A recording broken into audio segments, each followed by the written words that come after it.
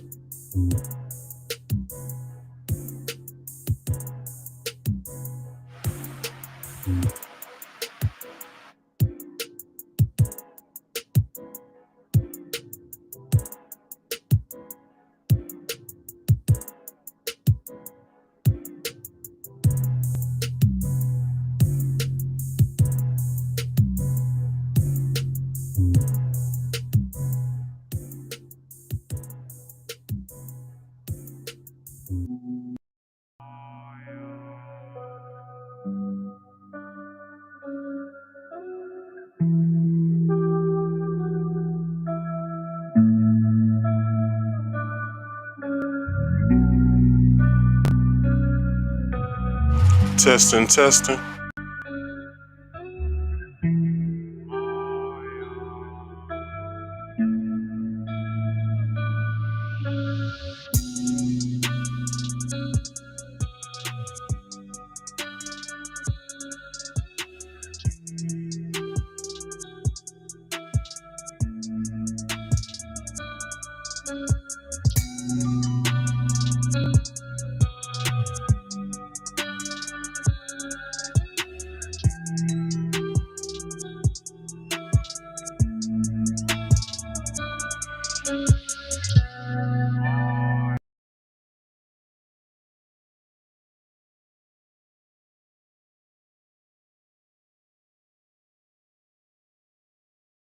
Testing, testing.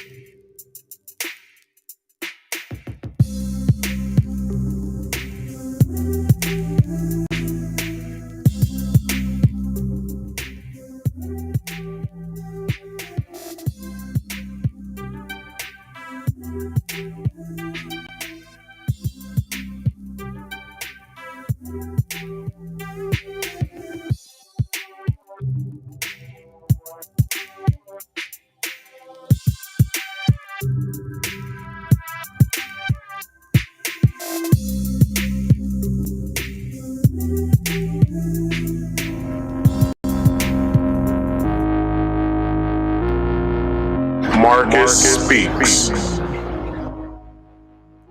What's up, everybody? Welcome to another episode of Marcus Speaks. I'm your host, Marcus. Everybody, welcome. Welcome to another episode. I am excited tonight to do this show, but before we do that, let's get into a couple promotions before I get everything started.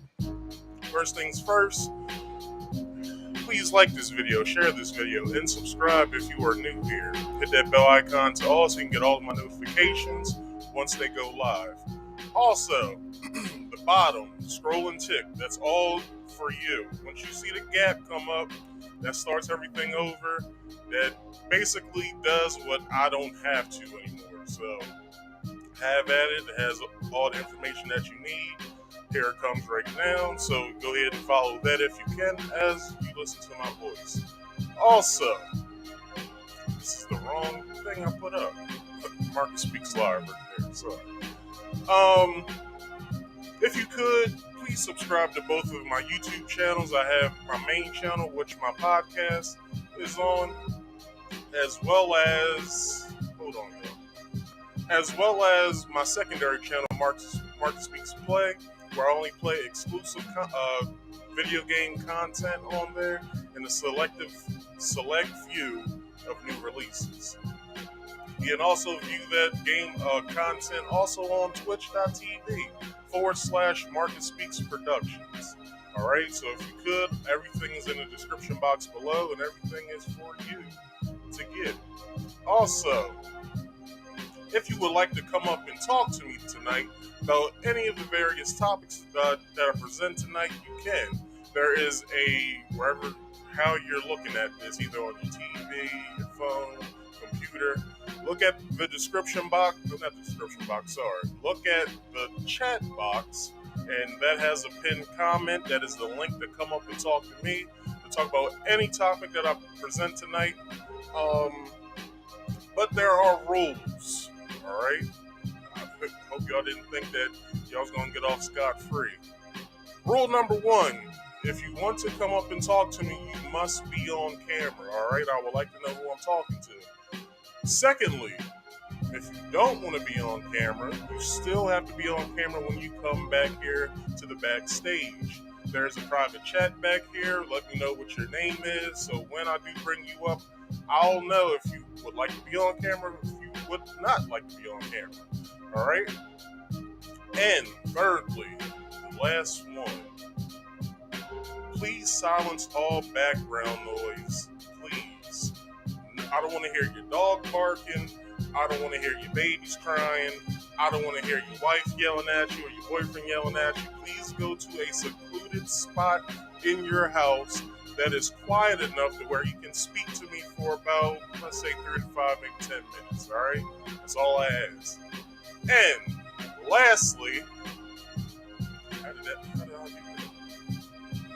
Lastly, the last thing is, which was the first thing I asked you to do, is like this video, share this video, and subscribe if you are new here, alright? Now, let's get into today's show.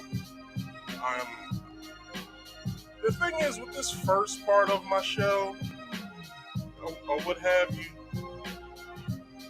I didn't think I was going to do it. This is why. This is why. Because I've covered so much of this already. And to cover this again, I don't know. Maybe I'm hedging my bets. But before I get into that, because it is a video I would like to present to you,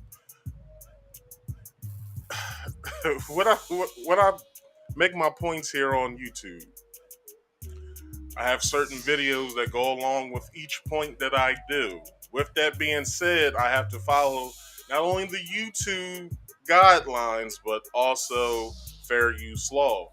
So instead of me sitting here, just keep talking, telling you, hey, this is what fair use is, I'll just let my past self do it for me.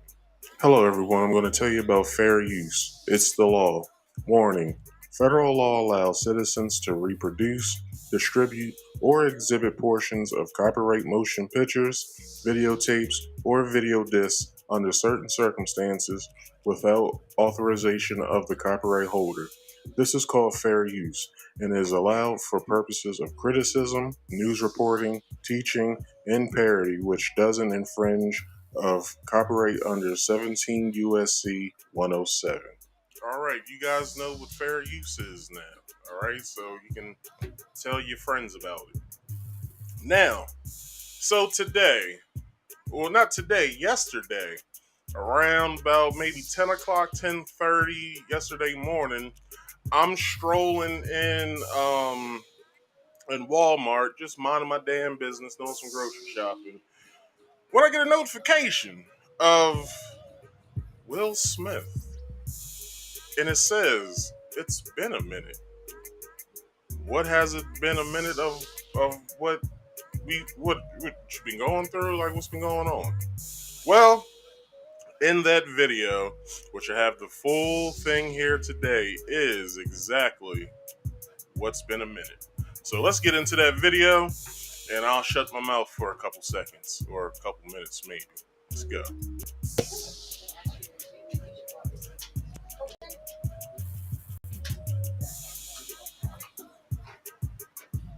So it reads, it's been a minute. Over the last few months, I've been doing a lot of thinking and personal work.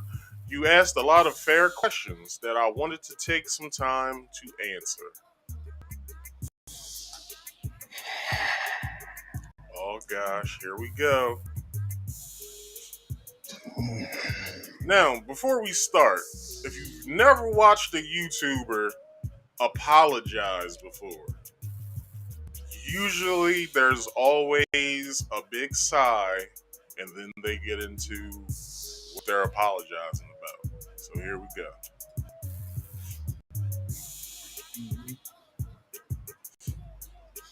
Why didn't you apologize to Chris in your acceptance speech? I was fogged out by that point. It's all fuzzy. I've reached out to Chris, and the message that came back is that he's not ready to talk, and when he is, he will reach out. So I will say to you, Chris, I apologize to you. My behavior was unacceptable, and I'm here whenever you're ready to talk. Now I feel as though that's a good thing that he's doing. He's realized what he's done. It's been months and months since we've seen him. This is our first time seeing him back on camera, and he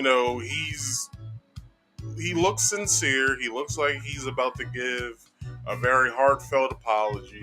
So before I continue, I believe this. I don't believe Will's a bad dude. Like, judging on, his track record and, this whole Oscar slap thing, that's probably the first time we saw Will come out of character. Not the first time he slapped the hell out of somebody, but it's the first time we saw Will, as he states in his book, the character that he built. That was the first time we saw him break character in public. But with that being said, him coming with this apology is also showing us his human side. We all know the superstar Will, but here is the human Will. This is the Will that deals with problems. And we're about to see what he's doing and how he's dealing with this. So let's continue. I want to apologize to Chris's mother. I saw an interview that Chris's mother did, and that was one of the things about that moment. I just didn't realize, and I wasn't thinking, but how many people got hurt in that moment. So I want to apologize to Chris's mother. I want to apologize to Chris's family, specifically Tony Rock. We had a great relationship. Tony Rock was my man. and this is probably irreparable. So, okay, so the interview that he's speaking of that Chris Rock's mom did, Miss Rose Rock, I covered that in a video that I did when I was covering like everything and basically making predictions. I basically had like a prediction of like, let's say the whole Oscar slap thing was like a Marvel movie.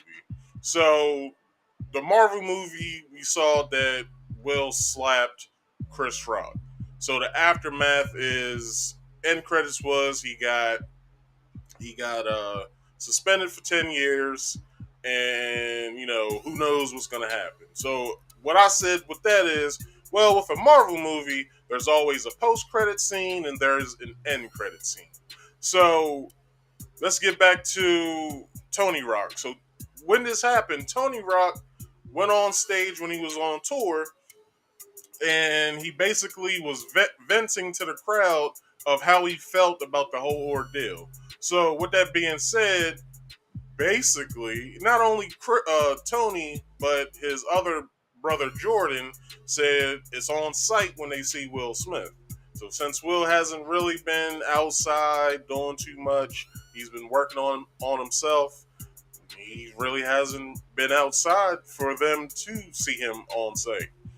So okay, with this whole like metaphor I'm using with the Marvel movie, there's a post credit scene and there's an end credit scene always. So the post credit scene is two things.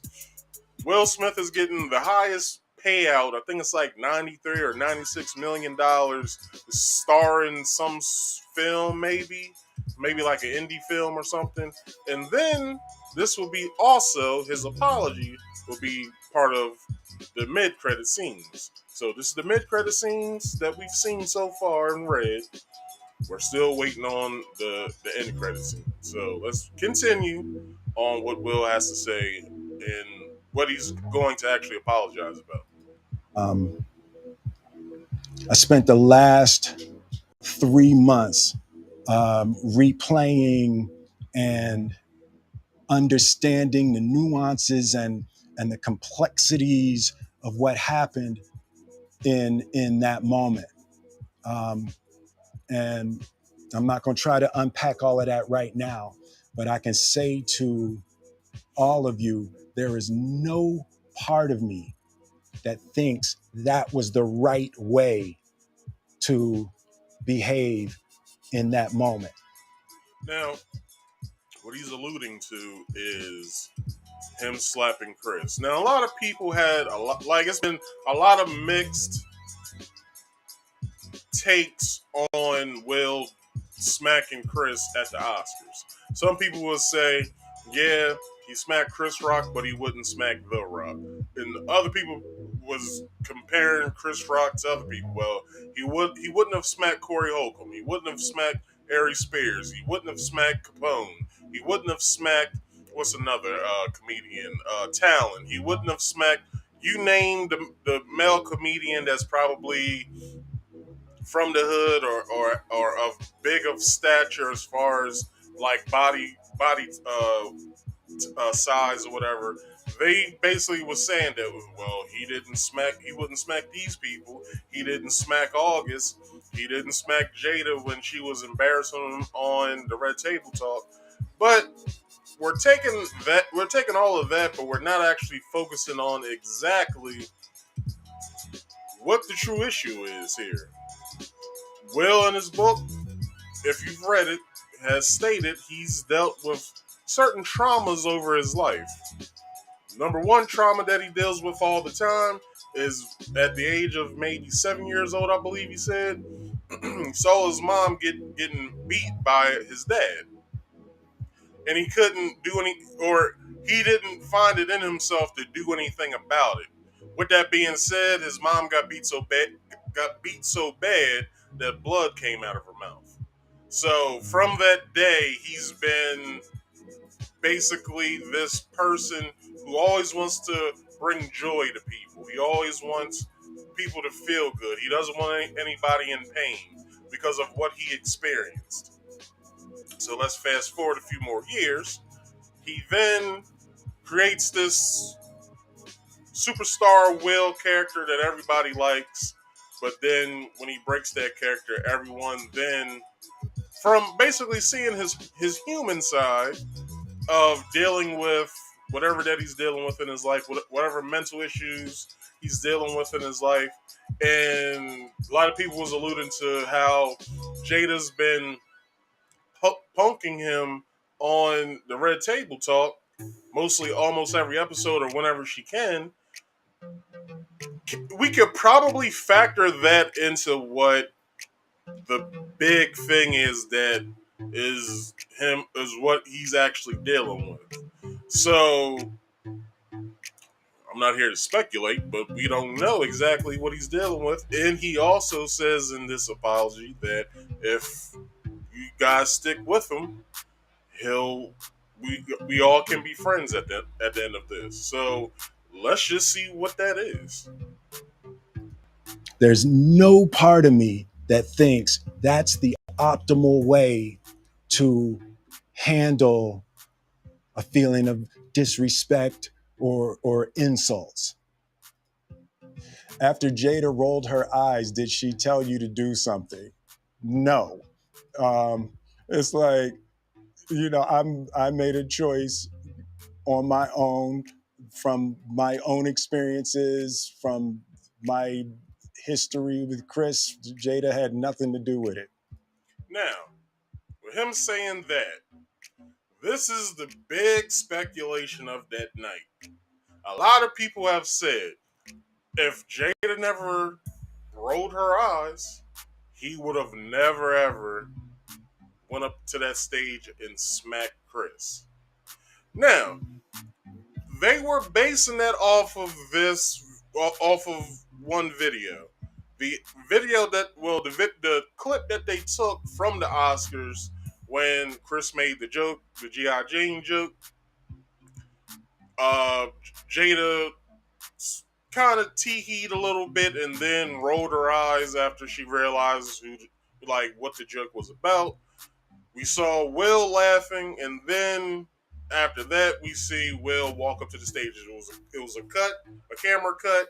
Will's walking up on stage, smacks Chris, walks back to a seat, then yells, "Keep my wife's name out your fucking mouth," and then after that, the rest is history. Now, this is one thing people never bring up. There was a second video that has came out. Well, that came out probably like a month or so later of another angle of when the joke was told. It was actually someone had a phone and the angle was right in back of him. So after Chris made the joke, Jada teeheed for a little bit and then she rolled her eyes. Will laughed himself. You could see it in that video. I believe in the show I actually did that. I showed that as well.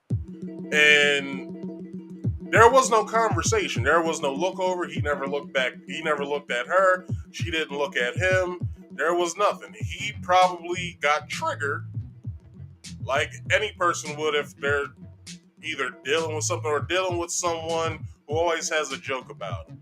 I remember it is the entertainment industry, so someone has something to say about somebody.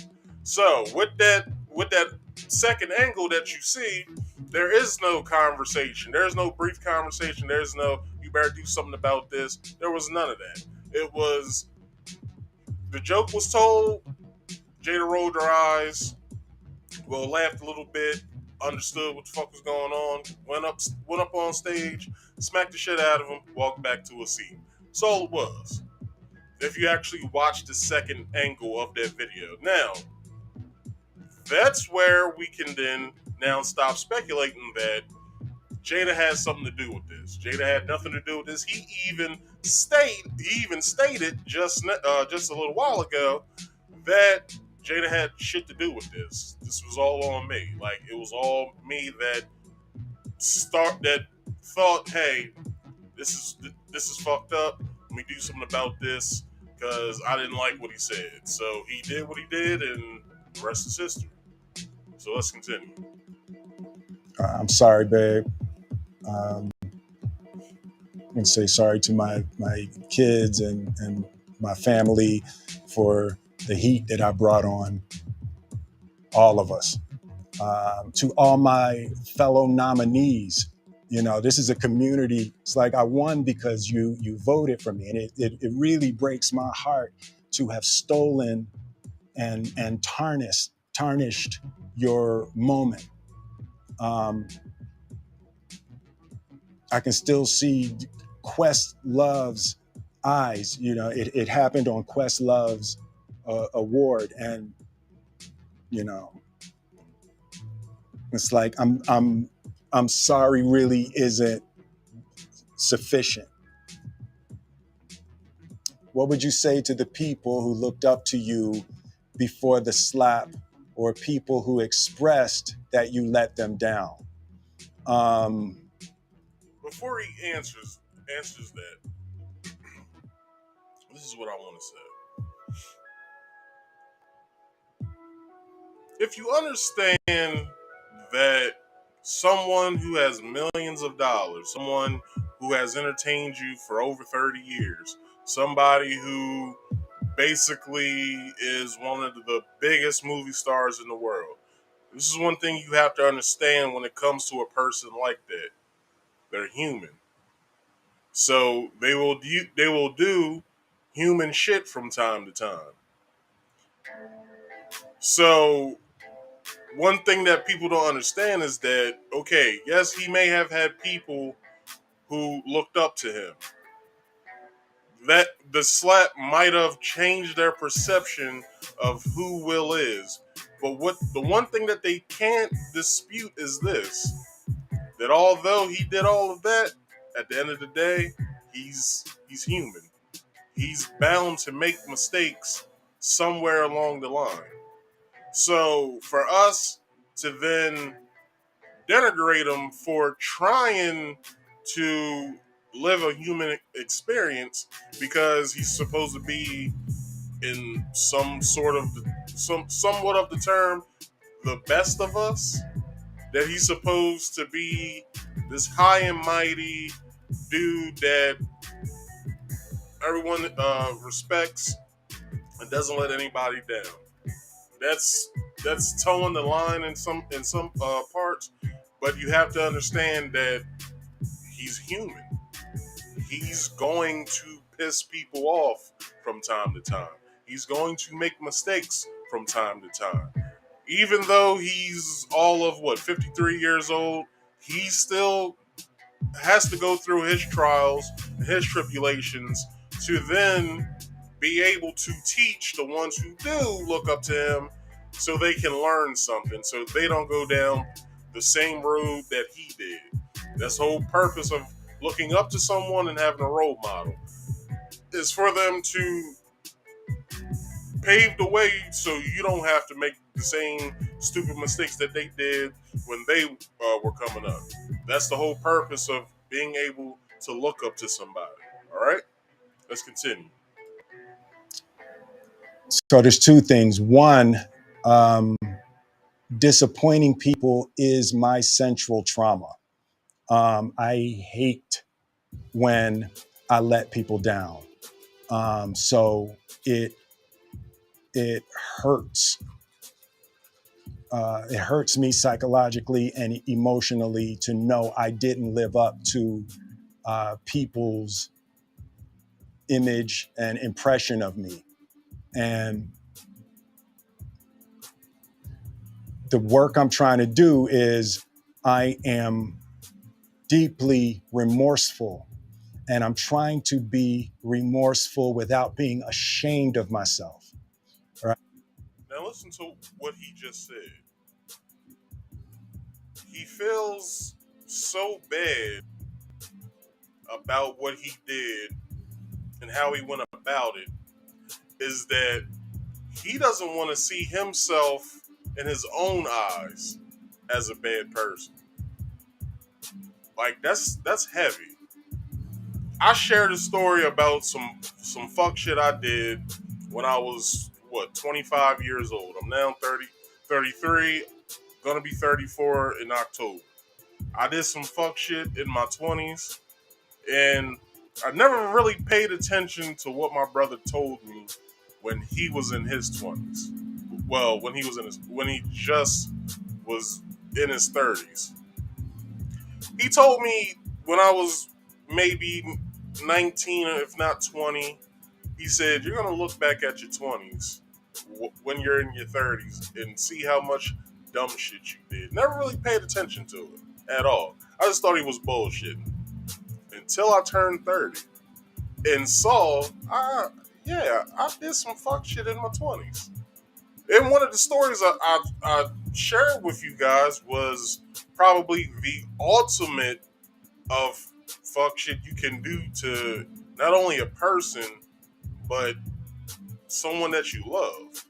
Like, that is probably gonna live with me probably throughout my life.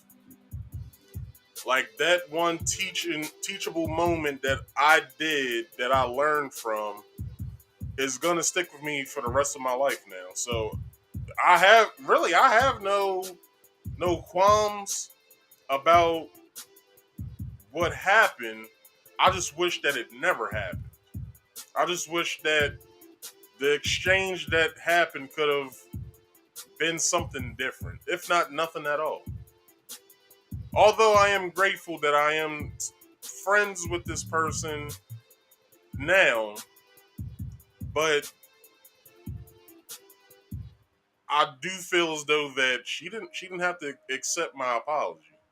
I would have been able to live with that too, but I'm happy that she did accept my apology and the explanation behind the apology of what I gave her. So just look at this as a template of what Will is doing for how to deal with personal inward shit that you're dealing with on a daily basis. This is him showing us, I got some shit that I'm dealing with.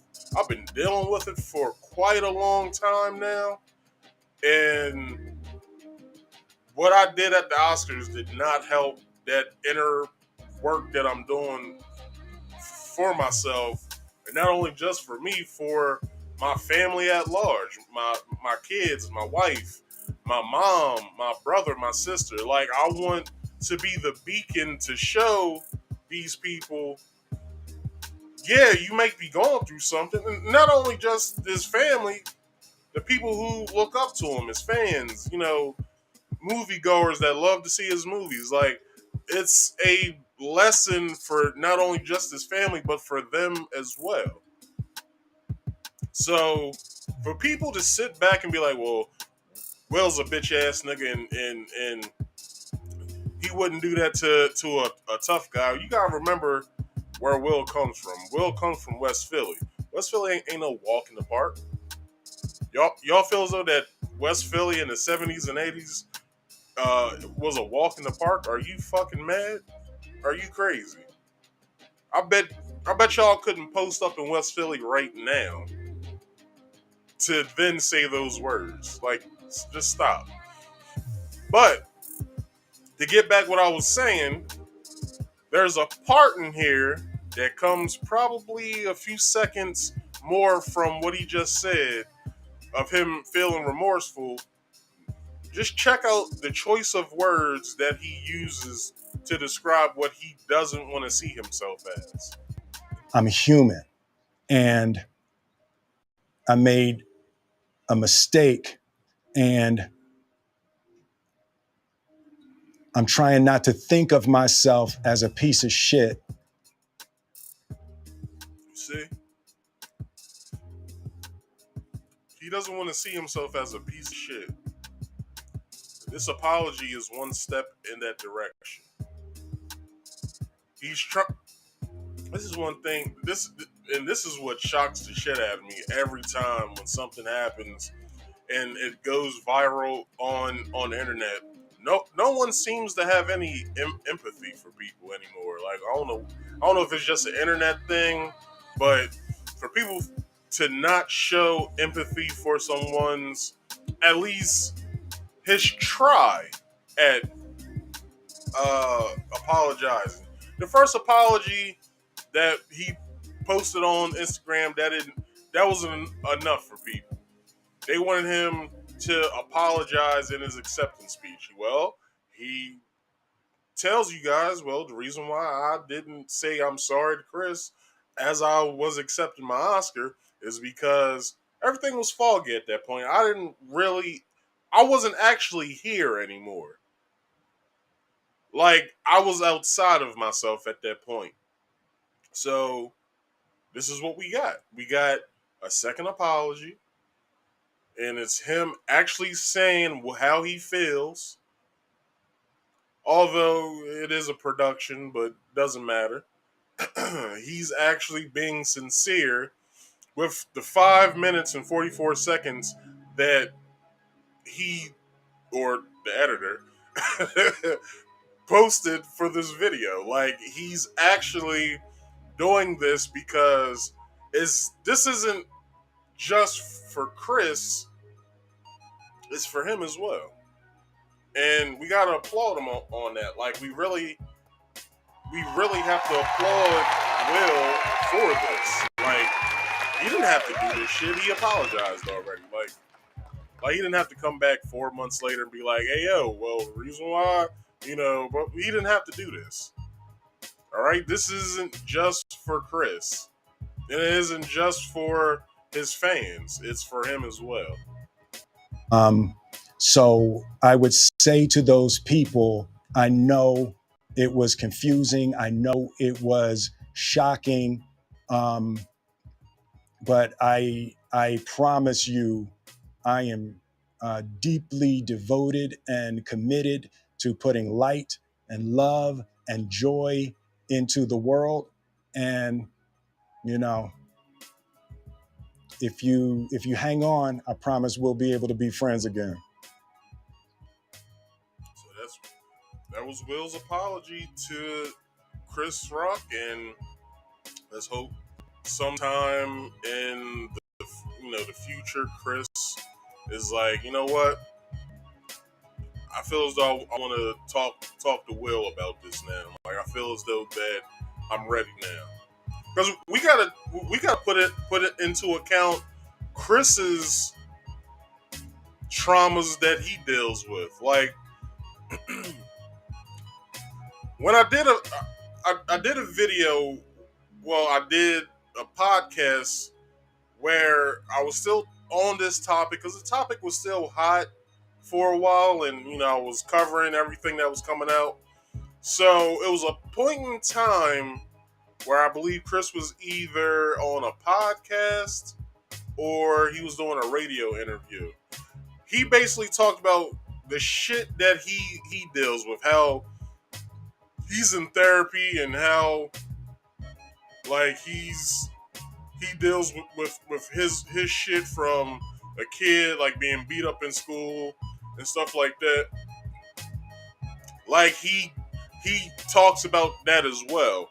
So for Chris to do that in an interview, and then for Will to come out and be like, well, hell, you got issues? Well, nigga, I got issues too. Like, I wasn't beat up or anything or nothing like that. It's just I have something within me where, and this, you can check out all the videos where Will says these things. Will says that the only way he can push himself to be the best person that he can is if he has a woman by his side. Number two, he then, within his book, states how he deals with the shit that he deals with, and all of the traumatic experiences that he's had in his life that he tries to push away. Like, for God's sakes, people, the man wrote in his book that he had every opportunity to kill his father if he wanted to,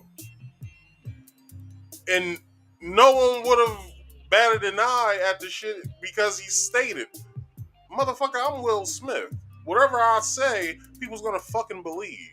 So if I would have killed my dad, if I said I didn't do that shit, everybody would have believed him. So you gotta remember, he's human, just like we are. We're all on this rock with each other, and we got to deal with our personal issues so we can be the best version of ourselves to present it to other people. And I'm glad that Will did that because it shuts up all of the naysayers and all the bullshit artists when it comes to issues like this, because he basically, within his apology, lets us in to his world of how he's dealing with shit and how he feels about certain things. As you remember that he says he has an issue of letting people down. That's one of the issues that he deals with. He doesn't like people's perceptions to be changed about who they think that he is or is. He totally doesn't want people to think any less than him. So, boom, we got the apology. All right. So, on today's show, I was gonna lead with something totally different, but since that came out, it's a hot topic right now, and everybody's doing a reaction to it. I said, hey, I got a podcast. I'll react to it while I'm doing my podcast. So, boom, there we are. So, with that being said, I have a brief article to read about this, and we're going to get into the show. This is basically the pre-show, what we're doing. So, the article states that following Will Smith's release of a video apology Friday of his infamous Oscar slap, Chris Rock took to the stage in none other than Atlanta. Sorry for all these uhs and ums. So, performing a show at the Fox Theater, Rock reportedly spoke only briefly about the incident and did not mention the apology specifically, following a trend throughout his Chris Rock Ego Death World Tour of keeping the slap at relative arm's length from the rest of his material. According to CNN, Rock mostly brushed things off again. Brushed things off once again, disavowing any sense of victimhood and telling Atlanteans everybody is trying to be a often victim. If everybody claims to be a victim, then nobody will hear the real victim. CNN reported that Rock went on making a joke comparison of Smith to the notoriously vengeful rap executive Suge Knight, who was long the subject of pop culture speculation that he was involved in the 1997 killing of Notorious B.I.G. as revenge for the murder of Tupac Shakur months earlier. Even me, Rock said. Rock's lines in Atlanta on Friday night did not depart greatly from previous references to the slap he's made during his routine. Variety reported earlier this week he brought up the incident during a show in New Jersey, saying anyone who says words hurt has never been punched in the face. I'm not a victim. Yeah, that shit hurt, motherfuckers. That shit hurt, motherfuckers. I bet it did. But I shook that shit off and went to work the next day. I don't go to the hospital for a paper cut. In the video posted to his YouTube and social media accounts Friday, Smith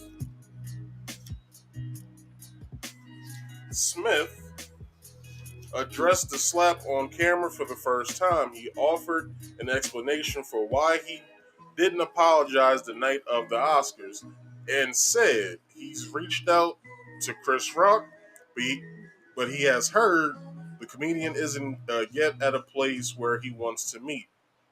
I was fogged out by that point, Smith said. of the moments following the slap. It's all fuzzy. I've reached out to Chris, and the message that came back is that he's not ready to talk, and when he is, he will reach out. So this is Will talking. So I will say to you, Chris, I apologize to you. My behavior was unacceptable, and I'm here whenever you're ready to talk. I want to apologize to Chris's mother. I saw an interview that Chris's mother did, and that was one thing. Hold on, that was one of the things about the moment I didn't realize. I wasn't thinking about how many people got hurt in that moment. Smith added. Broadcast two more Atlanta shows this weekend at the Fox on Saturday and Sunday nights. I just did a brief promotion for him. So if you're in the Atlanta area, just go and see Chris Rock. So, y'all ready to get into the show? Now, I had pictures for this Will Smith thing. I just didn't get to them. So if y'all want to see them real fast, here's picture number one, and then here's picture number two. Them smacking the shit out of Chris Rock. But let's get into today's show. All right. So, if you guys haven't heard of this new trend that's going on, I hope you guys have. Vabbing. As you can see, Andrew Schultz approves this message. But yeah, so vabbing is this new trend that women are doing now. Women are, I guess, taking some of their coochie juices, applying it with some perfume to make pheromones go out to the ones that they want to attract. And then the rest is history, I guess. So, with that being said, let's read some stuff real fast. So, vabbing. While not a new trend, is taking social media sites like TikTok by storm. Vabbing is the act of taking one's vaginal secretions and using it as a perfume. I think that's nasty as hell, but let's keep going. People dab the secretions on various erroneous zones, such as the elbow, wrist, or behind the ear. Damn, y'all don't smell that shit? Like, anyway, let me keep going. The practice is believed to increase person's sexual attractiveness. How does vabbing work? So before we get into that, y'all know I got a video for y'all. And this video comes from Shan Booty. Shan Booty.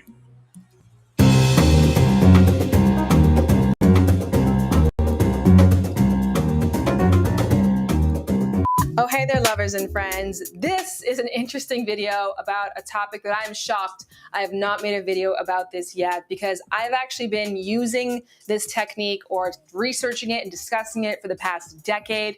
But I guess the first time I ever officially put it out there was in my new book, The Game of Desire, 5 Surprising Secrets to Getting What You Want, in which I worked with 6 women who were struggling to make the kinds of connections they were proud of, and I worked with them to turn their love luck around. Through that, what we did is a lot of different experiments. We tested out different ideas, and one of the things that we tested out was using your vaginal juices, your vaginal fluid as perfume to draw people in. Now, I will not take credit for this. This is not my brainchild. As a matter of fact, there's actually a word dedicated to this practice, and that word is vabbing. It is dabbing with your vaginal juices. And so in this book, I went to Soho House with 3 of the women, and we tested out vabbing to see if it actually worked.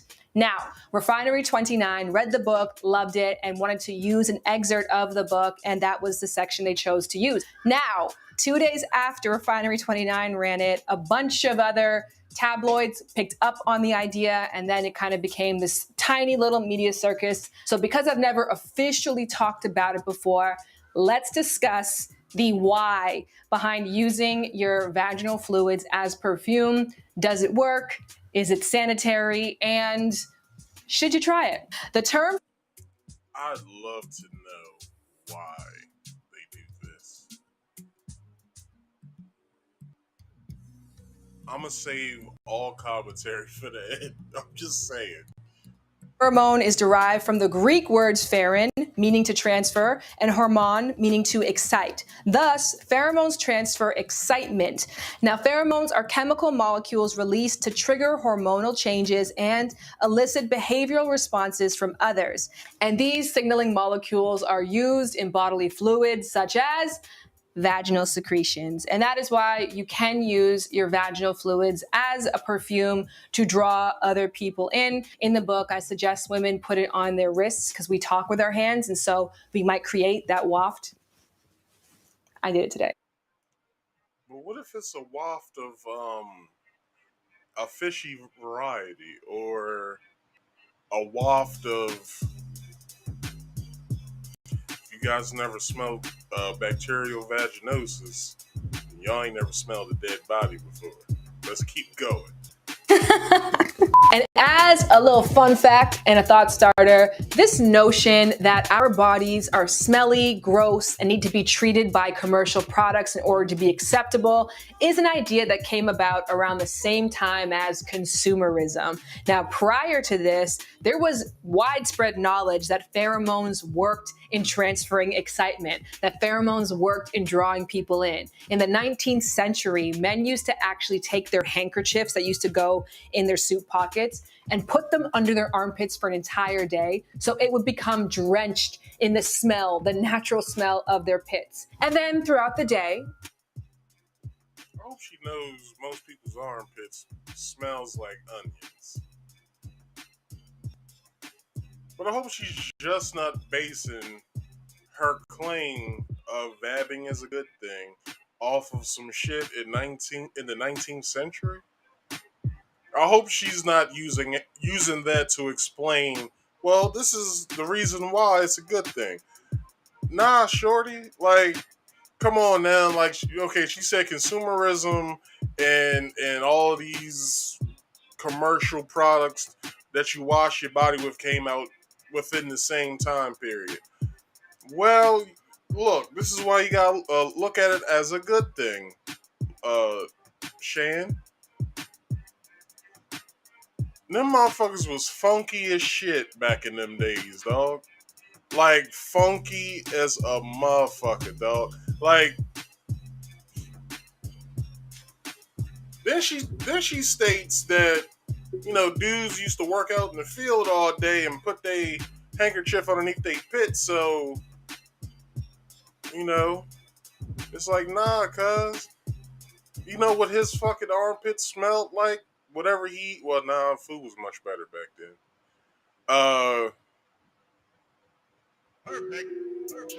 Ew. That's all I gotta say. Ew. Because you gotta remember, there wasn't products for people well, yes there was. But they wasn't shaving their pits back then, so like, I guess I'm basing this all off of personal knowledge. Look, man, when you go down there and the girl still has some hair, if not a lot of hair carries a smell.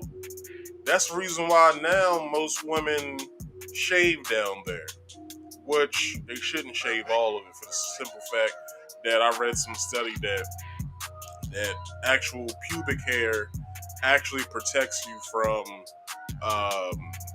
STIs and things of that nature.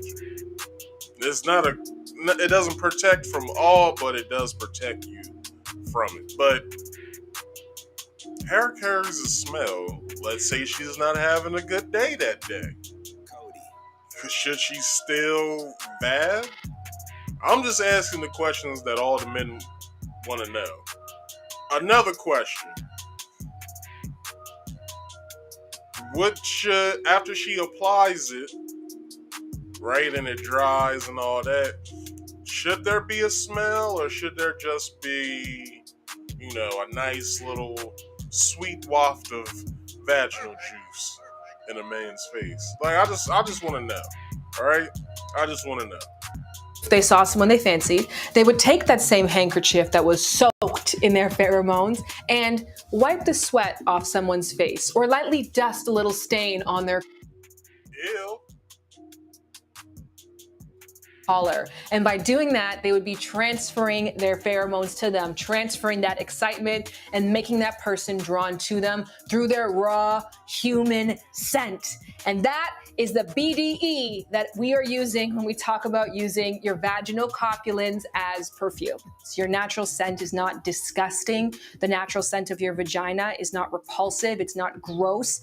That to be said, health professionals who have weighed in on this topic have said wearing your vaginal fluids behind your ears is not going to put other people at risk. So in conclusion, vaginal copulins as perfume. All right, that's it. That's it. Ladies, I only got one thing to say to y'all. Please wash your ass. That's all we ask for. Wash your ass and wash it thoroughly. Alright? That's all we ask. Now, how does vabbing work? So she kind of, in a way, explained it. So vabbing is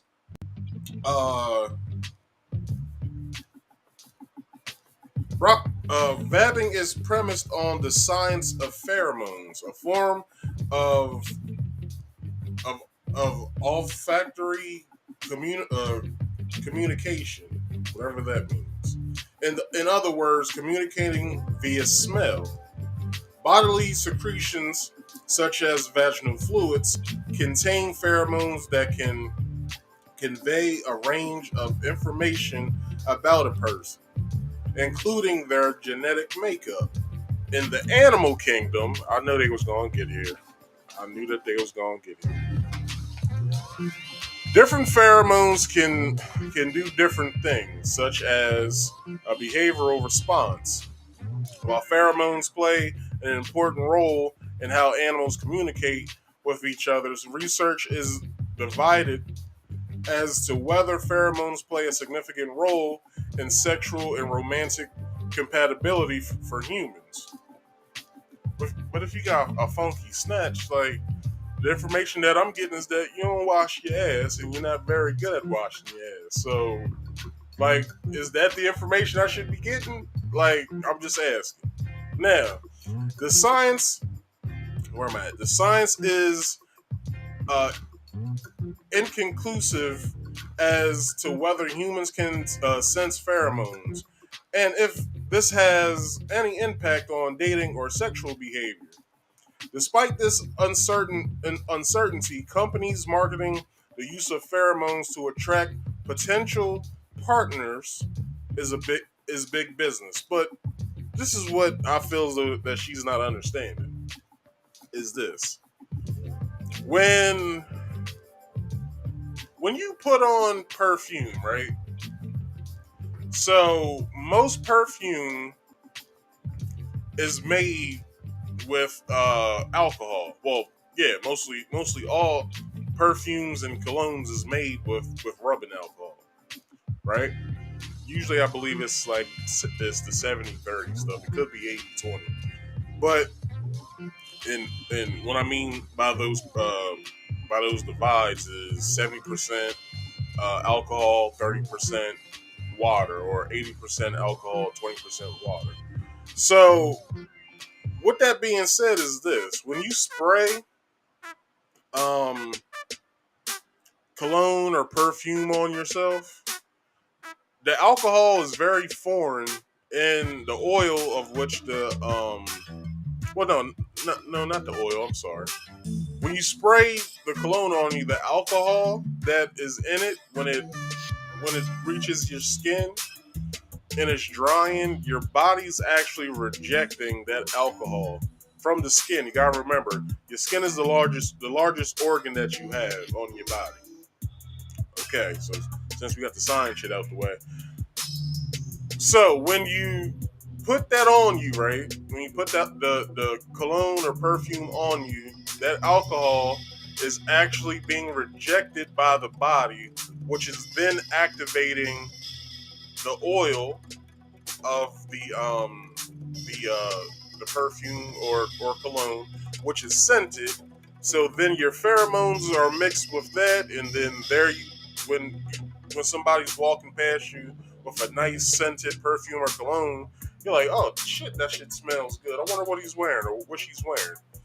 That's how we know those are the pheromones actually coming off somebody. So yeah. So now the science shit is done. Just a little, just a science class for y'all. All right. So there are plenty of colognes and perfumes that use pheromones, promising to increase one's sexual appeal or sex appeal. Whether they work, however, is still in question. Journalist Tyron, I guess is how you say it, Tyron Hill, for example, tried them out in, what is this word? I have no idea what this word is, so I have to look this word up before I say it.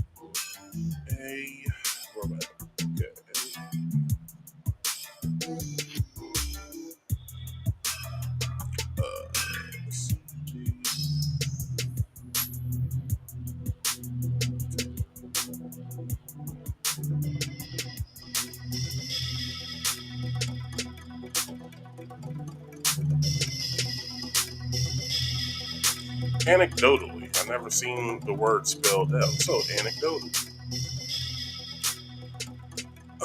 Now I have to find the word. Let's see. Okay, so tried them out and anecdotally did not find that her sex appeal increased. Pheromone perfumes and colognes are considered cosmetic under FDA regulations, meaning that while companies can claim they use pheromones, there is no regulation as to whether the product contains them. VABBING so that goes back to what I said earlier. With when you put it on yourself, then the pheromones secrete out of you. So VABBING has been touted by TikTokers as a more effective form of using pheromones to attract partners than purchasing perfumes.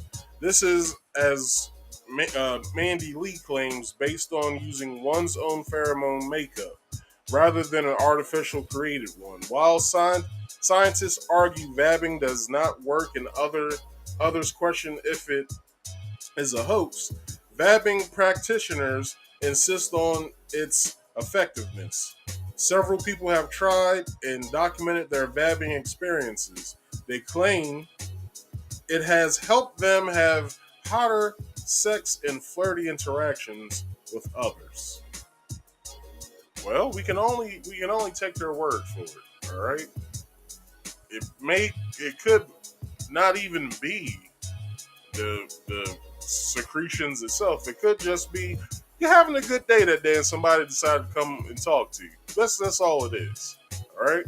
Now, I have a like when I read my articles, I always have like what the main article is, and then I have like a subsection further explaining this stuff. And sometimes the video goes along with it as well. So here we go. What is VABBING and why is TikTok raving about it? Are vaginal secretions the next big thing in perfume? Women across the world are turning to VABBING, a term used to describe the dabbing of vaginal secretions on usual perfume points to embrace their natural pheromones. But is there really any science to back this? What's the next part? To back this, okay, that's my next video.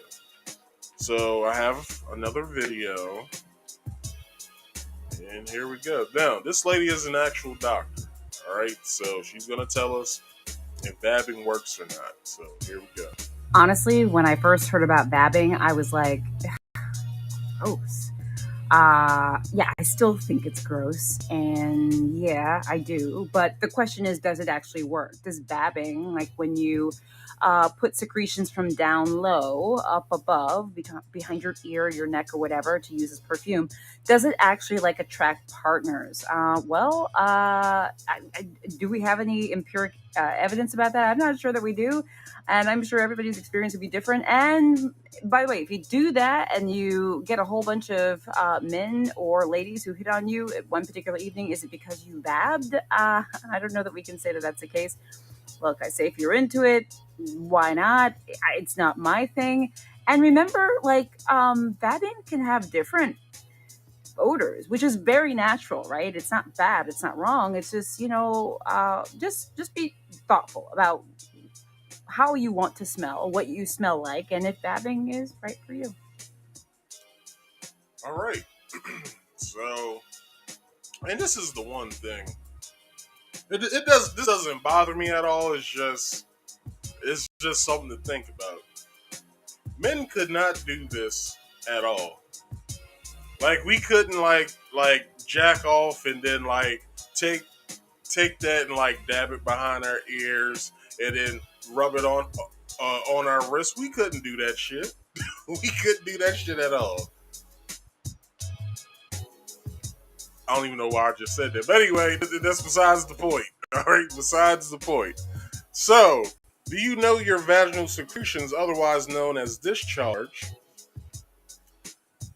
Well, apparently that seriously unwanted fluid is enough to majorly arouse and entice those around you. Okay, uh, stick with me here, real fast. So, vabbing, a blended term to describe dabbing vaginal fluid on the places you'd usually place your perfume, was popularized in an episode of the Secret Keepers Club podcast, run by the New York City-based comedians Emma Willman and Carly Aquilina. The trend got picked up on TikTok, with creators urging women to start vabbing in order to increase their attractiveness to potential mates. One TikToker said Elle Woods should have been teaching vabbing instead of the bend and snap. Big claims, big claims. So, the basis behind vabbing is that your vaginal secretions contain pheromones, a bodily chemical that acts like a hormone to those around you. The idea is that these pheromones will make you inexplicably irresistible to the people who respond to them.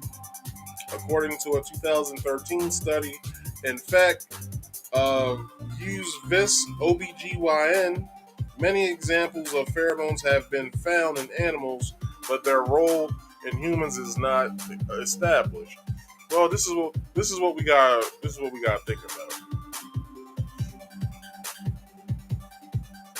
Animals usually don't take baths every day, and they're not even like lathering soap up when they do. They're just dipping in the water, making sure that their body gets wet, and then there we have it. Shit, cats lick themselves, so come on now. Okay, so where am I at? However, let's see. Preliminary evidence suggests that exposure to what the hell is this word? And the rest. This is okay. So AN. What is the word? AN.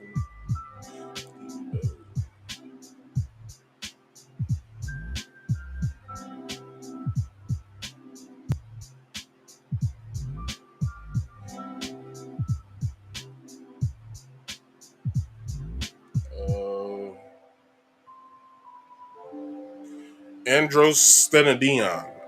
All right, androstenedione in women promotes attractiveness ratings of potential mates.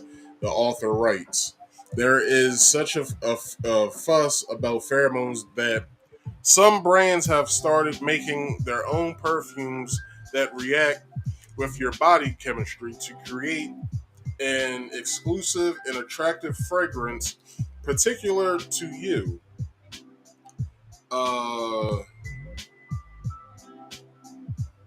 Eccentric molecules. Molecule 01 is one of these shape-shifting scents, but it sits as nearly $150 at Mecca. At least this charge is free, right? That's hilarious. Bestie, are you telling me this is, I guess, like like I don't know. They probably got this from somewhere, but it's in quotations. Bestie, are you telling me to put the juices from my veal cutlet on like it's Chanel number 5? One user commented, and yes, talk about. Hold on, no, wait a minute, sorry. And yes, I suppose the TikTokers are. I'm on my period, but I'll give it a go. Wow. Wow.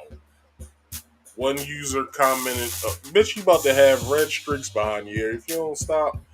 One user commented on TikTok post about the trend. ICYMI, I don't know what that stands for. So it's probably best to try out this trend when you don't have your period. It's probably also best to make sure you don't have any infections, sexually transmitted or otherwise, when you give this one a go. It is important to remember there is little to no actual science behind this trend. So take it with a grain of salt, but there does seem to be a growing bank of, and I just had the word. Um, I just had this damn word in my head too before I read this. Anecdotal. I need to write that 100 times. So there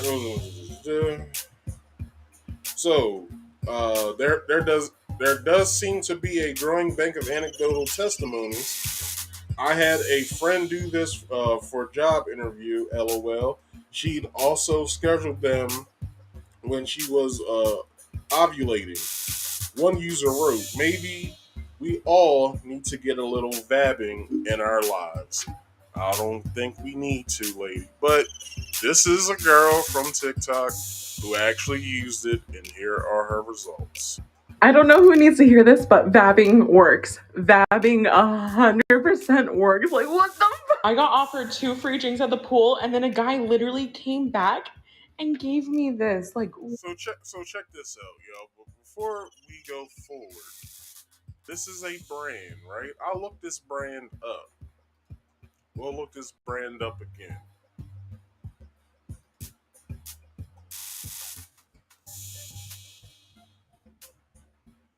This is the brand over here. Do you know what this brand is? Shampoos and soaps. She said a guy gave this to her. Shampoos and soaps is what the man gave her. Which means, and I don't mean to be rude, it doesn't work. He did it because you probably smelled a little rank. Let's keep going. the guy literally came back and gave me this. Like, what? What? Vabbing at the gym for the first time. You guys aren't gonna believe me. Okay, now I'm in the sauna, but it worked. The vabbing worked. Single women have started to practice the dating tactic of vabbing, where they apply their V fluid on their pulse. All right. Now, that's the next video. We'll get there in a minute. Now, this is what I will say, ladies. Don't try this shit at home. Because from Shorty's experience, a guy came back with a shampoo, a scented shampoo, lotion, or soap, and gave it to her. So that lets me believe that this shit don't work. So please, as the article said, take it with a grain of salt. All right. Now, that's that topic. So I want to get into this next. This is what I want to get into. So, Mike Tyson was on his podcast recently. I believe it was a couple days ago or so. And this is what he had to say, which is shocking every damn body right now. Like, it's a crazy prediction. We're all gonna die one day, of course. Then when I look in the mirror, I see those little spots on my face, and I said, "Wow, man, that's my expiration date is coming close, really soon." What do you do about that? How do you think about that death thing? I don't worry about it, man. I don't either. I'm not sweating it. I just want to die consciously. I don't want to die screaming. And I've heard the last rites of a lot of people, a lot of famous people, and they're getting ready to die, and they leave this planet screaming. The New York Times says this, and the Vanity Fair paraphrase, but they become scared little boys in the end because they're not right with truth, and they're haunted by all their demons. I want to die consciously. So, Mike Tyson says that he's about to die soon. Now, he doesn't know exactly when. We all don't know this. But it was shocking for the simple fact that this is Iron Mike. I've watched this dude since I could be able to focus on the television. Watched damn near all of his fight, well, not all of his fights, but most of his fights in the 90s. And when I say a 30-second knockout, yeah, 30-second knockout. Like it was crazy. So let's get into the article. Mike Tyson says he believes his expiration date is near. I'm dying soon. So former boxing heavyweight sensation Mike Tyson believes that he is going to die soon as he makes a stunning revelation on the latest episode of his podcast. With a professional record of 50 wins, 6 losses, and two draws, Iron Mike enjoyed a sensational career in the sport of boxing, becoming one of the biggest stars of the biggest legend. One of the biggest stars in the biggest legends following his retirement. The American made his professional debut way back in 1985 against Hector Mercedes. He would go on to defeat the likes of Trevor Berbick, Larry Holmes, Michael Spinks, which was a funny ass fight. No, matter of fact, no. Yeah, it was a funny fight because he got his. Wait a minute, who's Michael Spinks? Matter of fact, yeah, he did beat Michael Spinks. So anyway, and Frank Bruno, to name just a few. During his career, he would go on to become the youngest ever world heavyweight champ, a feat that remains to this day. After losing to Kevin McBride in 2005 at the age of 38, Tyson would hang up the gloves. However, he has since gone on to compete in exhibition bouts. Most recently, he fought Roy Jones Jr. in 2020. Now, Tyson can be seen featuring regularly on his podcast named Hot Boxing. In a recent episode, Tyson had therapist Sean McFarlane on as a guest. Eventually, the pair would go on to talk about death, which led to Iron Mike making the startling admission. Tyson said, "We're all going to die one day, of course." Then when I look in the mirror, I see those little spots on my face. I say, wow, that means my expiration date is coming close, really soon. Tyson's comments have certainly shocked the sporting world. I always tell people they think money's gonna make them happy. They've never had money before. When you have a lot of money, you can't expect nobody to love you. How am I going to confess my love to you when you have $5 billion? The false sense of security, you believe nothing can happen. You don't believe the banks could collapse. You believe that you're invincible when you have a lot of money, which isn't true. As we know, with Mike Tyson, he saw the dark side of that, we'll say.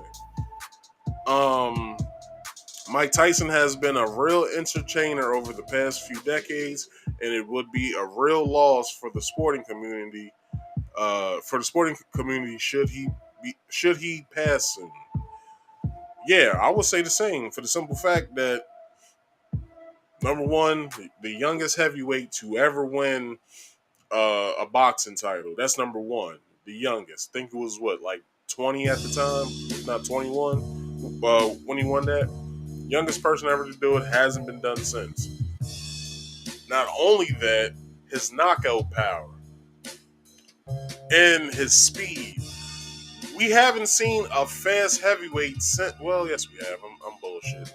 But I don't really watch boxing like I used to. I watch more MMA now because it's real. And even Mike Tyson said that. He was like, this was what, years ago, like in the 2010s. He said the reason why boxing has declined so much is because nobody's getting knocked the fuck out like they used to.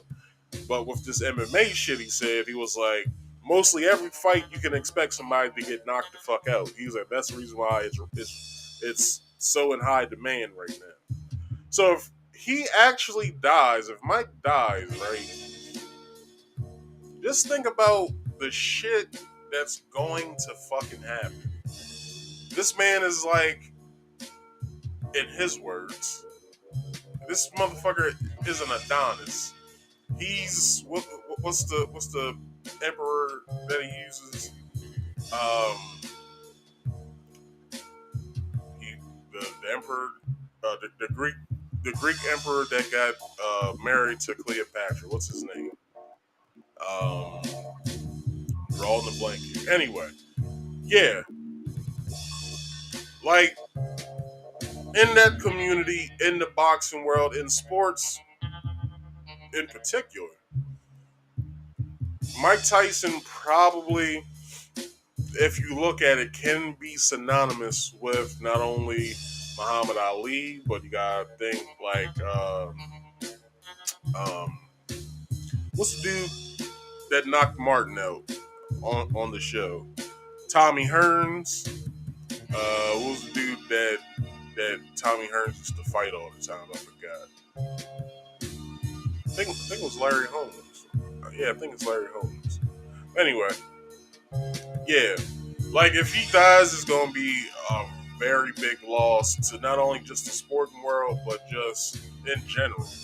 Because we watched this dude basically. We basically watched this dude in every sense of the word of becoming like this sporting boxing god, basically. So to see him go will probably be one of the worst days in America. Probably next to the day Michael Jackson died, to be honest. And we all know what happened that day. Farrah Fawcett died. Everybody said, "Oh, that's so sad." And then Michael Jackson came up right behind her and died. And everybody was like, "The fucking world's about to end." Like, shit went crazy. So I'm pretty sure if Mike Tyson dies, the same will happen. So let's hope that doesn't happen. Let's hope we see him until he's 120 years old. And he lives his days out with his wife and his kids, and he sees them all grow up, and he sees his grandkids and all that other good stuff. We don't need him making these predictions anymore. So, if anybody's watching this that's close to Mike, or Mike, if you watching yourself, please don't say that because you upset a lot of people when you said that. All right, you're one of my favorite boxers, so. Just saying, man, as a fan, please don't make these revelations anymore. All right? All right, people. Down to the final story of the night.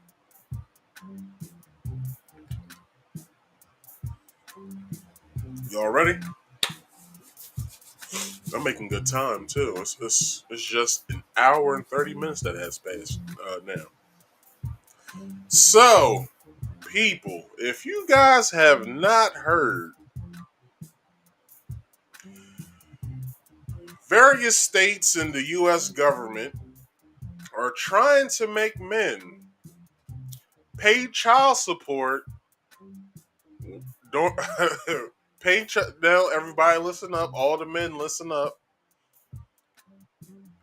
Almost every state, and mostly mostly every state in the federal government are trying to make men pay child support during conception. It is called the Unborn Child Support Act. Y'all don't believe me? Y'all know I got a video for it, so here we go. Every person that needs to pay child support should pay the child support. That's their love right there. This is legislation that is being considered by Tennessee lawmakers that could strip parental rights of parents who don't pay child support. That bill that passed a committee is already stirring debate. WRG's Melissa Moon joins us now live from outside the Criminal Justice Center to explain what this could mean for non-custodial parents. Melissa? Well, the idea is to get those way behind on their child support to pay off, but at least one local lawmaker thinks it could end up hurting the children. Right now, non-custodial parents in Tennessee who fall behind on their child support could lose their driver's license. But if House Bill 1866 becomes law, they could lose their children. My hope is that this will be a priority in a household when they have an obligation for child support. That goes to housing, that goes to food, that goes to clothing for these kids. Specifically, House Bill 1866 would allow a judge to consider taking away the visitation rights or parental rights from parents who have not paid child support for at least 3 years. Those behind the legislation, though, say it would be just one factor for the court to consider. These are factors that are going to be discretionary, not compulsive, where the judge has to say, you're no longer going to see your son or daughter because you're not paying child support. But Memphis State Representative Antonio Parkinson, who voted against the bill in this House committee, is concerned that's exactly what will happen. He says kids have the right to spend time with their parents, and it's important to keep both parents in the lives of their children. You know, the common denominator in most of the criminal activities, or those that have been convicted of criminal activities, is a parent not being part of the household, or a parent not being around in a child's life. And children need both parents in their lives. Now, opponents of the bill say if a parent is spending time with their child, then the judge can take that into consideration as well when making child custody decisions. In downtown Memphis, Melissa Moon, WREG, News Channel 3. All right. So do you know what this means, people? This basically means that any woman can basically say that you're the child, that you're the father of her child. Like, since Maury has gone off of the air, we'll never know who the hell the father is anymore. So now, I'm not saying that this act in Maury is basically synonymous, but I am saying that we won't really know who the father is anymore unless someone is brave enough to start a committee of some sort or whatever to combat this. Now, this comes right after the Roe v. Wade, the abortion law thing being basically, and this is where people don't understand. So, since the Supreme Court has overturned Roe v. Wade, that doesn't mean that abortions go away. That means that the Supreme Court, and I did a video on this, y'all can go see it, abortions are now the state representatives and the people of that state's issue now. So the only thing you can do now is if your state doesn't allow abortions in their state anymore, and they're going to spy on people who are, or women that are getting abortions, this is what you do. Vote those people out and vote somebody else in that actually sees your sentiments of abortions. That's how this works. All right? Now, I wouldn't be me if I didn't do this. I have the actual bill. right here. So we're gonna go over this. So we'll go over this first, and then we'll get into the article. So what I have to do, I have to bring this up on my screen. All right. So 117th Congress 2D session. So to amend Part D of Title IV of the Social Security Act, because this is coinciding with the Social Security Act, to ensure that child support for unborn children is collected and distributed under the Child Support Enforcement Program and for other purposes.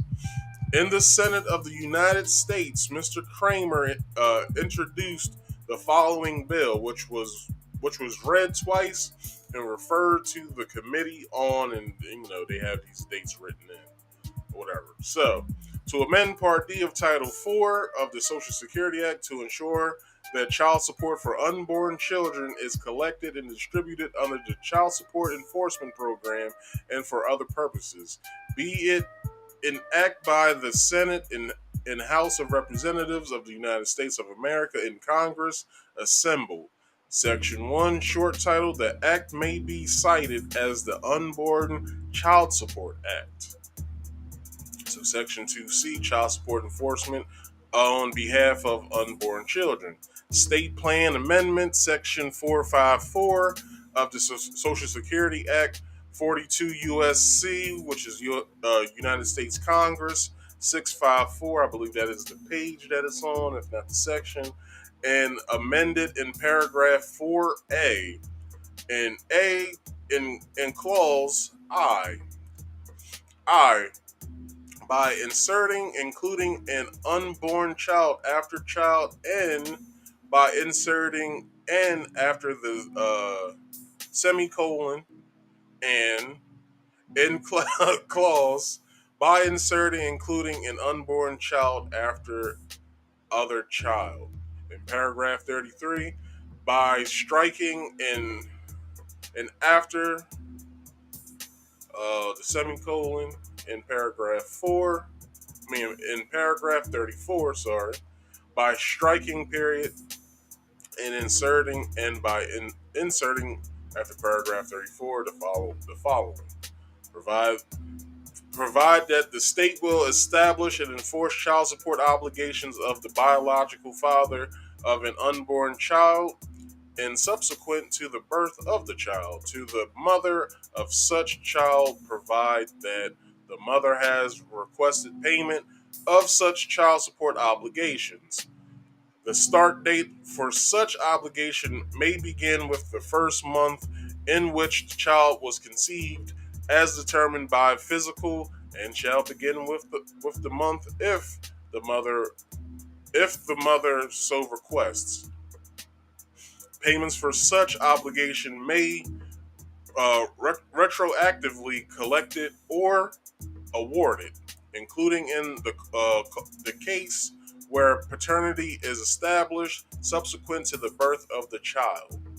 The payment amount for such obligation shall be determined by a court in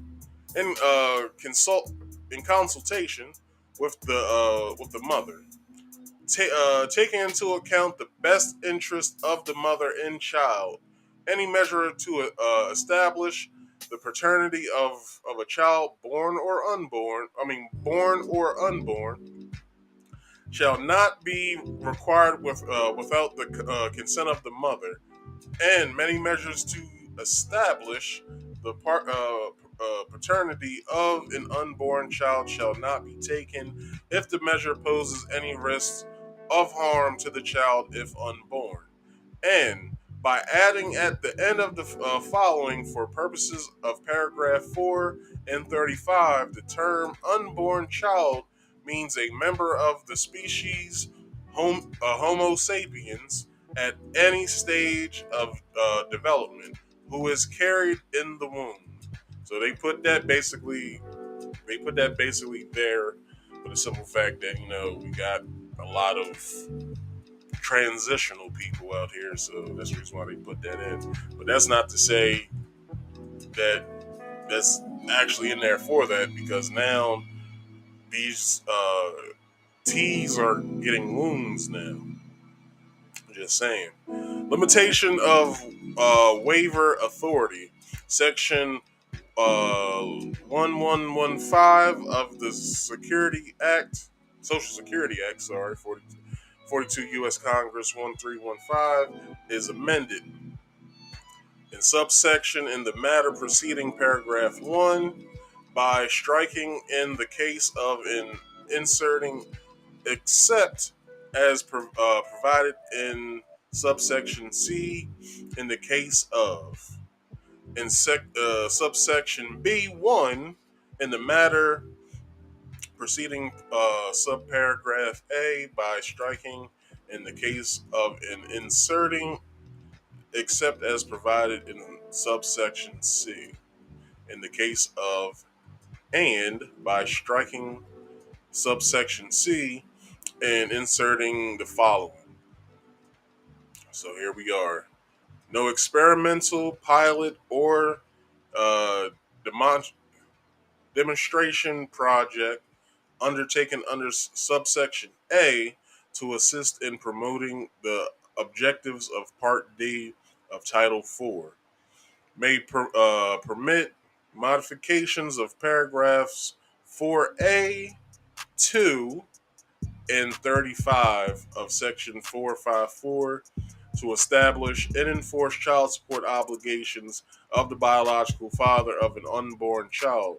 For purposes of the preceding sentence, the term unborn child means a member of the species Homo sapien at any stage of development who is carried in the womb. The amendments made by the section shall take effect on the date that is 2 years after the date of enactment of this act, and shall apply to payments under Part D of Title IV of the Social Security Act, 42 U.S.C. 651. I'm not sure what ET stands for, and SEQ, which could be subsequent, but who knows. For calendar quarter beginning on or after such date. So this is everything. It's only 5 pages. It's just the bills being looked at between almost every state, if not all states. So this is exactly what's going on right now. If you guys don't know, like, they're trying to basically have mothers take men to court for pregnancy. Now, this has never happened in this country until now, only because certain states don't allow abortions now. So, out of those 26 states, you can go to other states to get an abortion, but in some of those states, if a woman does get an abortion, then she could see some jail time for basically murder. Okay, excuse me.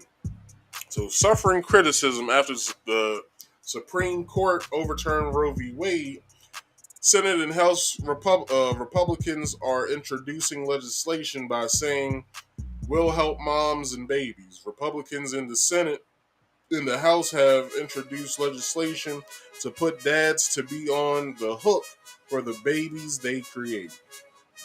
Senator Marco Rubio of Florida and North Dakota Senator Kevin Cramer introduced the Unborn Child Support Act to let pregnant women collect child support from the time their babies are conceived. Republican Mike Johnson of Louisiana, Republican, introduced partner legislation to the House. The bicameral bill would amend the Social Security Act to ensure that child support for unborn children is collected and distributed under the Child Support Enforcement Program. Under the bill, mothers could request child support from the month of conception on and onwards. Now, if you guys don't know what the hell this will look like, I'm about to show you guys a video with exactly what this could look like in the future for you guys. So, here it is. Wild and unbelievable stories here in Detroit. This is one of them. This is one of them. Imagine being told to pay child support for a kid that is not yours or go to jail. That was the order the state handed down to a Detroit man. So today, he turned himself in, but here's what happened when 7 Action News reporter Kim Russell went with him to court.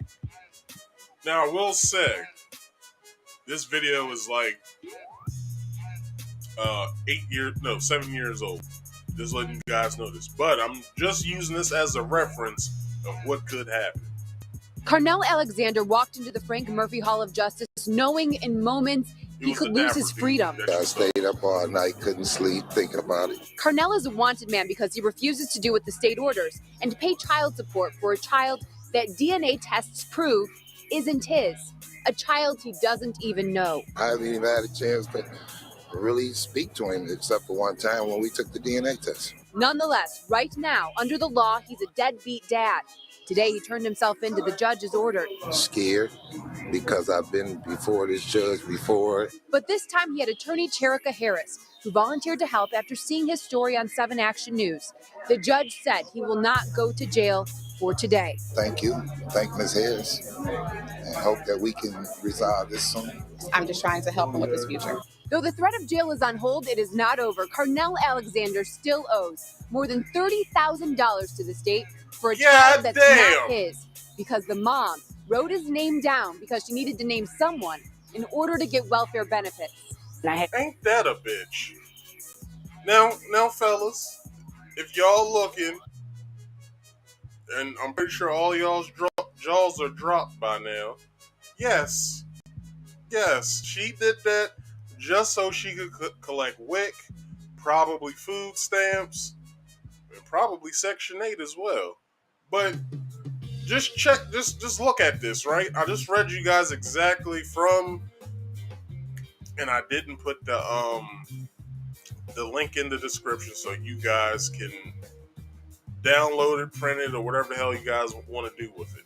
So, when the end of this video, when I get to the end of this video, when I'm out of here, I'll look up the link to see where it's at, and I'll put it in the description box so you guys can look at this for yourselves, so you guys can see that I'm not fucking bullshitting with this act. But the woman did this so she could collect welfare benefits. And the only way that she could is if she named a father. And so happened, her ex-boyfriend, which didn't conceive the child with her, began to be on the hook for basically a fight for his life. And the nigga owes $30,000 fucking dollars. Just imagine being that motherfucker. That shit's crazy. But this is reality, people. This is exactly what's about. Maybe it's still a bill. Maybe it could happen. Not saying that it will, but it could happen. But if it does, this is what we're looking at. So, fellas, if you haven't thought about not being so promiscuous, now's the time. Because these women is about to fucking collect. At basically conception. So, a month after she loses her, she doesn't have her period and all that foolishness, she can go down to the courthouse and be like, yeah, I want to start getting child support. That's basically what's going to happen. So, protect yourselves. Strap up. All right? Don't only have the strap, but have the strap. All right? Now, let's see what she says. Put him down as the father. That was the only way I can get the system. Now. I'm almost home. Ain't that some devious shit? The only way I could get assistance is if I put him down as the father. You couldn't think of anybody else? like I know that's running through his head. You couldn't think of anybody else?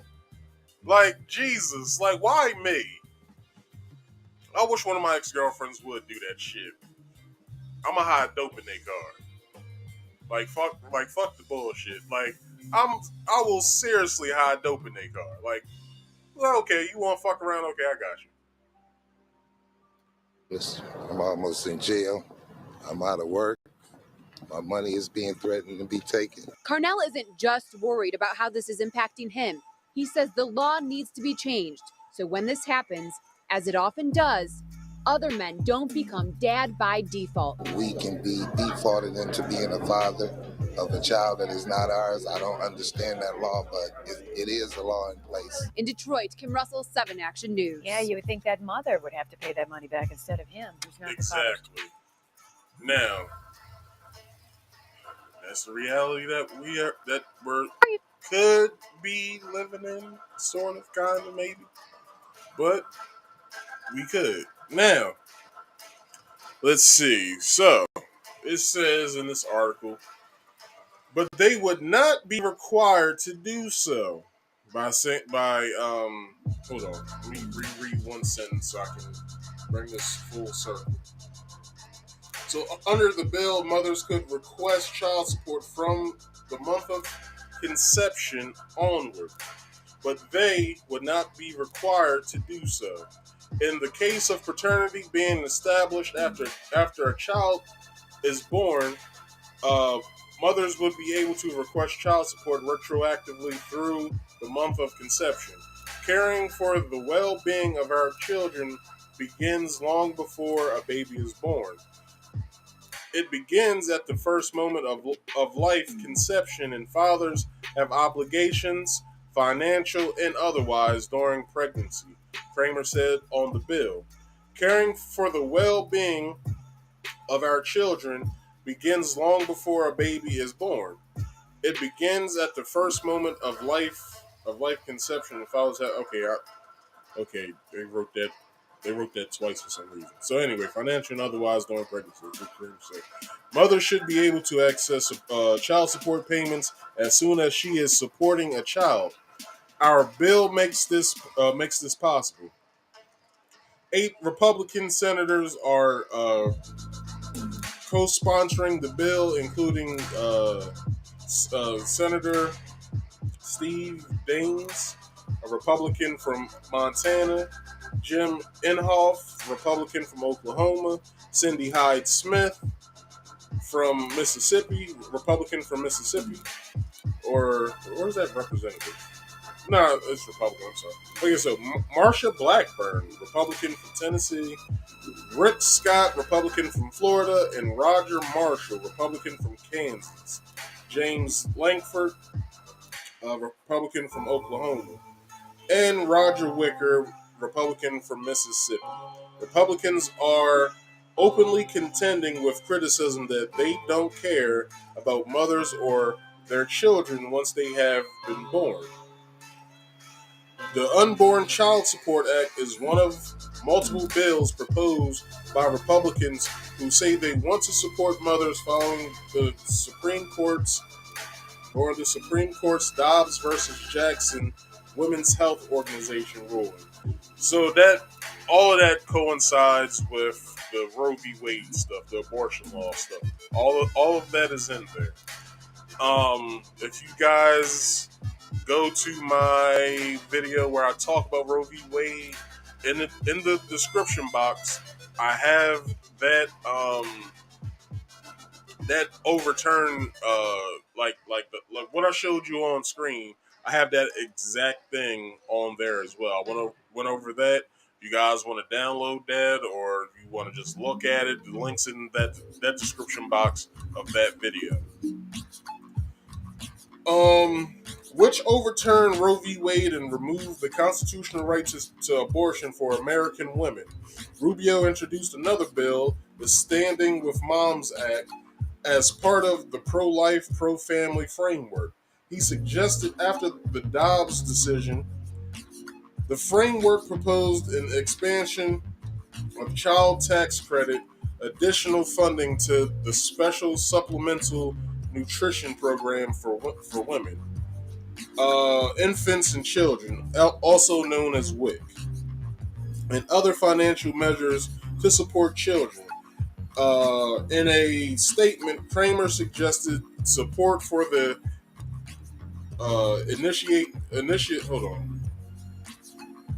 initiative by referring as a Bucknell University Institute for Public Policy poll, which found that about half of respondents favored the payments beginning at conception, including 53% of Democrats, 47% of Republicans, and 40% of independents. But this is what also happens. Most of these people don't really give a fuck about this shit any damn way. They just want to make money. That's the reason how most bills get drawn up is from other corporations and, shit like that. So, anyway, the next video is of the same sort of framework, but it's really more of a happy story. So here we go. First on 7 Action News, a man said he was tired of paying child support for a child that was not his, and the courts knew was not his. Now, with this court order, he is one step closer to justice. Carnell Alexander says he got a shock during a traffic stop in the early 1990s. The officer arrested him, telling him he's a deadbeat dad. When he appeared in court, Carnell told the judge he didn't have any children. It's such an unfair system, period. Turns out, while he was in prison for a crime he committed as a young man, an ex listed him as father. Notice of the paternity hearing was taken to his old house. When he didn't appear for the hearing he didn't know about, he was made dad by default. He went to court again and again, but could not get the matter resolved. No one ever listened until I met you. After he told his story on 7 Action News, an attorney volunteered to take on the case.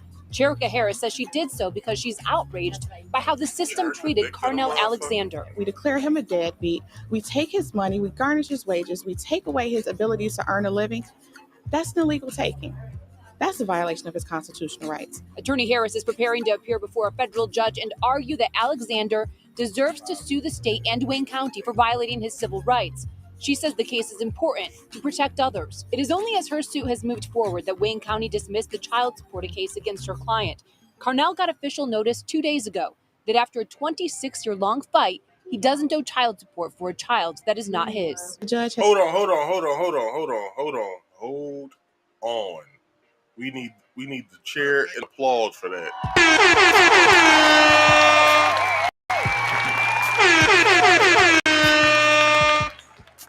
Goddamn right. Finally agreed with me that it shouldn't have been done. I feel very happy that the debt has been lifted, but I'm still hurt by what I've been through over 26 years. His attorney will be in federal court tomorrow, asking a judge to allow him to seek justice for the violation of his civil rights. We'll let you know what happens. Kim Russell, 7 Action News. I think a lot of people. All right. That was a happy story. All right. So, continuing with this, 50 Cent, of all people, has got his nose into this. So, 50 Cent reacts to proposed bill requiring men to pay for unborn children. A new bill requiring the fathers of unborn children to pay child support from the moment of conception has a large segment of the nation up in arms. Excuse me. Various public figures have weighed in on the legislation proposed by Americans' Republican Party. One entertainer who has appeared to take issue with the bill, dubbed the Unborn Child Support Act, is 50 Cent. On Monday, July 18th,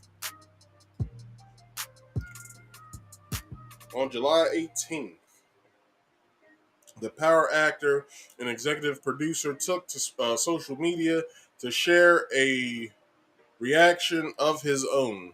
Fifth, a father of two, 24-year-old Marcus Jackson and 9-year-old Sire Jackson. It's either Sire or just Sir, but it could be, but I think it's Sire. Because at the same time, Jaden Smith, his middle name is Sire as well, and it's spelled the same way, so I guess it's Sire. So posted a screenshot of an article detailing the possible ramifications if such a piece of legislation is passed. And he says, "Okay, fuck this." The rapper and entertainment executive wrote in the caption of the now deleted Instagram post. He added, "I quit," which could be interpreted as him being done with having children or being over the American legislation system altogether. If passed, the Unborn Child Support Act would make it possible for mothers to get child support for conception and even get back pay dating back to the time of conception if paternity isn't determined until after a child's birth. However, several pundits have contended that the Republicans have presented the bill under the guise of possibly having a federal abortion ban enacted due to its legislation. This theory, is due to the Supreme Court's recent ruling to overturn Roe v. Wade. The legislation was enacted over 50 years ago and was a major turning point in women's rights, particularly concerning pregnancy, abortion, and childbirth. In the wake of the ruling, nearly 24 states are currently restricting abortions. Okay, that's it. I thought I had more. But anyway, that's it. So, if any of you guys would love to come up here and talk to me about this, I'll give you guys 2 minutes. All right? Give you guys 2 minutes to come up here, like I said earlier, and I will reiterate these rules. If you would like to come up here and talk to me, there's 3 rules. You must be on camera, is number 1. If you don't want to be on camera, you still have to be on camera when you come here to the backstage, which is rule number 2. And rule number 3 is silence all background noise. All right? So, I'll give you guys 2 minutes. Whoever wants to come up here and speak, you can. You can talk to me about any of these topics that I presented. The Will Smith thing, this, the VABBING, anything of this sort, you can speak to me about, all right? So, like I said, I'll give you guys 2 minutes to come up, and I'll be back.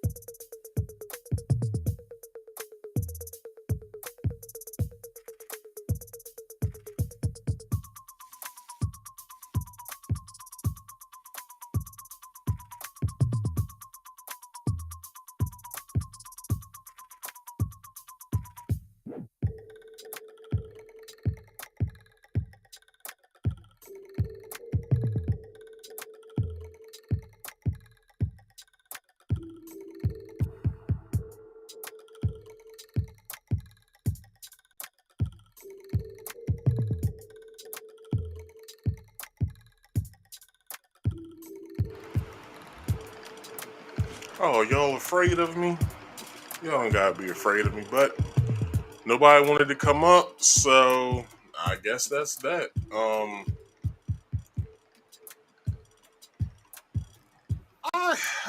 I guess I could get into the next topic.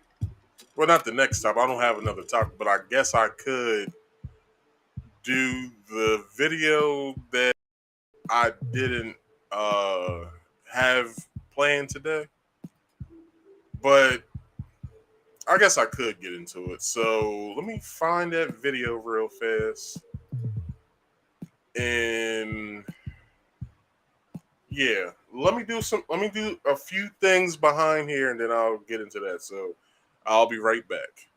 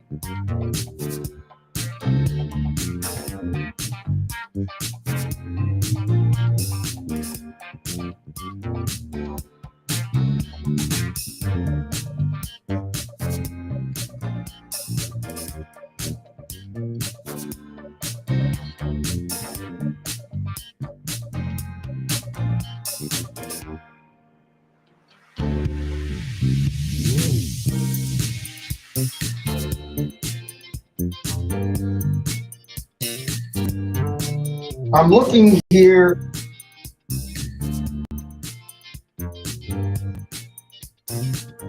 All right, I'm back.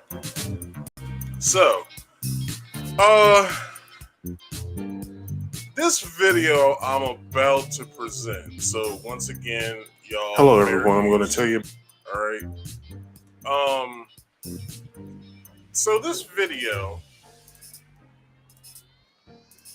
Let me turn my volume down a little bit. So this video here.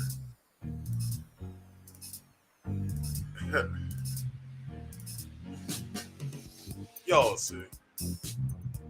I'm looking here. You know, what is it? Intentional infliction of emotional distress? Yes. Is that the claim here? Yes, okay. It is. That's not something that's really justiciable in district court. I'm sorry. I can't hear you. I said that's not something that's justiciable in district court. That has to be brought in circuit court. So you said it's not permissible in district court. It has to be taken to circuit court? That's an equitable action, yes. Mr. George. Okay. So this is what's going on. The judge basically is telling her that the claim you're making should be actually in circuit court, not in this type of court. But this is what she's suing the man that's right here. This is what she's suing this man for. Woman sues man over a bad first date, then goes on the judge over definition of perjury. Shit is crazy. So she's suing the man for $10,000 because I think she says of emotional distress because of a bad date. This is wild. Let's keep going. Just ask you this: are you planning to represent yourself on this? I To be honest with you, sir, I thought this was just going to be thrown out. We had a date, one date, and nothing else after that. And now I'm being sued for $10,000. I don't see how this is. And Shorty at the airport at that, like she's trying to conduct herself in court via Zoom, and she's traveling. If you don't get the fuck out of here, let's keep going. Going to go any further. I think it's a waste of your time. The problem is this. You know, if you think it should be dismissed, you know, you need to file the appropriate motion. You need to file a motion to ask for that. In that letter, he lied. And then that's what brought forth the perjury. It was never perjury in the beginning. It was perjury after his response. Well, you can't say, listen, he has the right to put whatever is in the answer. I'm not saying he can't, but you can't add another count because you don't like or you disagree with what is in his answer. If he responds and his response is a lie, it's perjury, then my documents will prove that he lied in his response. No. Obviously, she doesn't know what perjury is. For anyone who doesn't know what the hell perjury is, this is perjury. Once you are on the stand and you've been sworn in, if you lie on the stand after being sworn in, so basically that you put your right hand on the Bible, your left hand goes up, or Quran, wherever, you know, they have exceptions, and they basically say you have the right to say, is it the right you have to say, or what they say? Something you have the right to tell the truth, the whole truth, so help you God. Boom, you're sworn in now. If you lie while being on the stand, that is known perjury.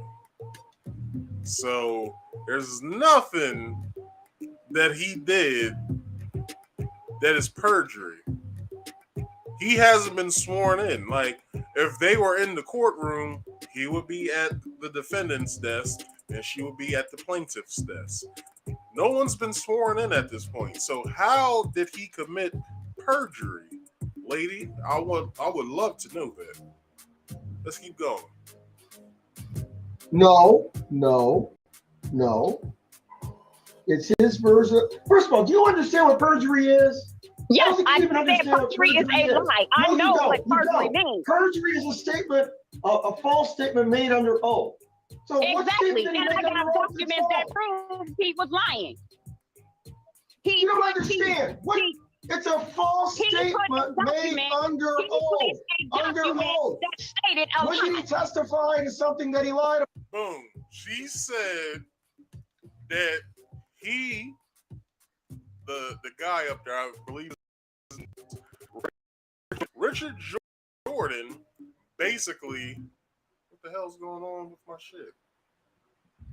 Hold up.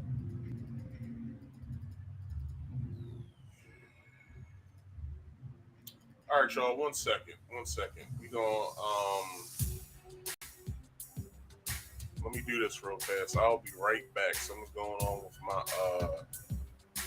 my video.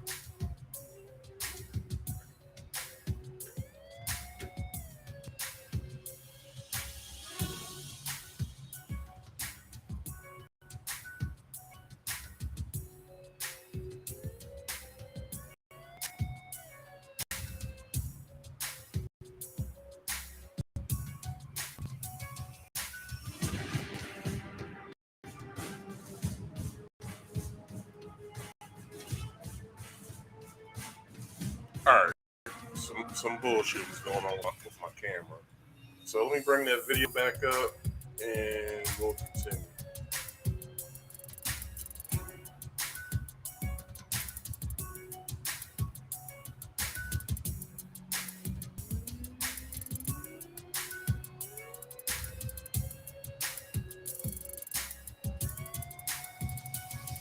All right.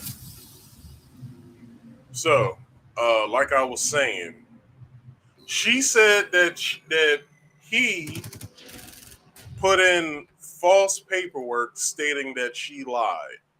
That's what he said. I mean, that's what she said. Sorry, lady, that isn't perjury. Like if anything, it'd prolong the case if he did, but he didn't do any of that of the sort. So, what are we talking about here? Like, she said perjury. She obviously doesn't know what the fuck perjury means. And now she's stating this, that since he put in false paperwork stating that she lied, it's that it's perjury. No, lady. This judge actually is making a fool out of you right now. You're making a fool out of yourself for the simple fact is this. You don't know any legal jargon. So why don't you just shut the fuck up? Oh, it's understatement made, a false statement made under oath. Bottom line is, you said it's a criminal offense, so I will send it to circuit court. Are we done here? No, you don't understand, ma'am. You don't understand. Are we done here? Are we done here? Perjury here? Is. Do you hear the tone that she has with the judge? I don't know what the hell's gotten over most women, but most women act exactly like her. And you're basically, Zoom or not, you're in court. You can't do this. Even if he was in front of his damn face, you couldn't do this. You will be found in contempt by doing this. This is crazy nonetheless. Although she is out and about, look, doesn't matter where the fuck you are, they can put out a and I'm blanking on my legal jargon. They can send out an arrest warrant for you. It doesn't matter where the fuck you're at. Even if you do, you go and you come back, you will be served. So, and arrested at that because he was found in contempt. So,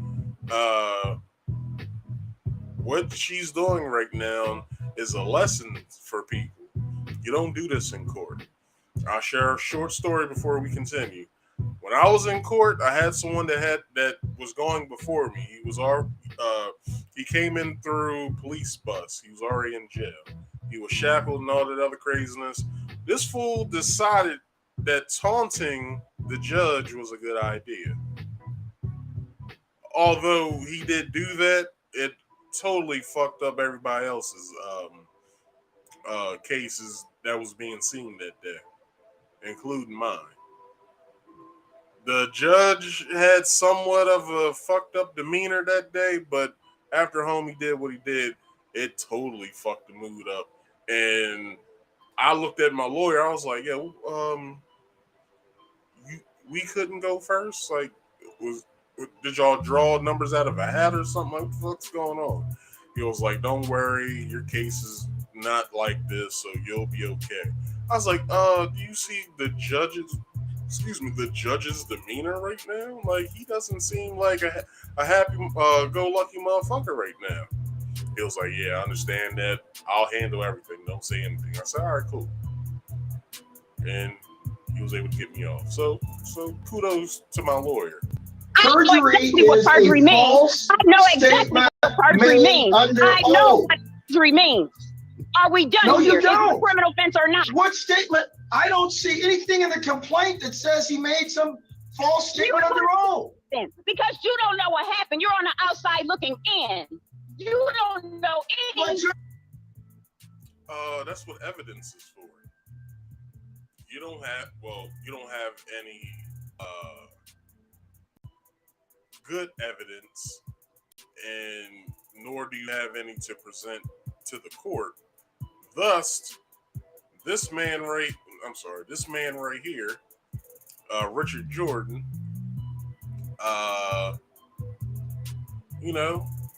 he's just sitting there. Well, I'm pretty sure he's laughing. It's too dark to see what the hell he looks like. But This is just the craziest thing I've ever seen in my life. Plaintiff, you have, wait a minute, you are the plaintiff. done here? You have to Are we lay done out here? your Are we done allegations here? properly. Are we done here? No, I we're know not. exactly what perjury means. No, we're Do not. not insult my intelligence. You have to Do not insult my you intelligence. have to lay. I would say he's a very lenient judge, because I believe if this was a white judge, none of this would be happening right now. Just off of frustration, he probably would have thrown the case out. Like, you know what, fuck this. Miss, let's say her last name's Jackson. Miss Jackson, you'll have to pay the court umpteenth amount of dollars, and we are going to reward Mr. Jordan with $500. So pay that to the court and whatever. Boom, done. But this judge is very lenient, so I guess he's gonna give her a pass nonetheless. So let's keep going. You have to lay your complaint out. You have to allege this in the complaint. You have not. Please do not insult my intelligence.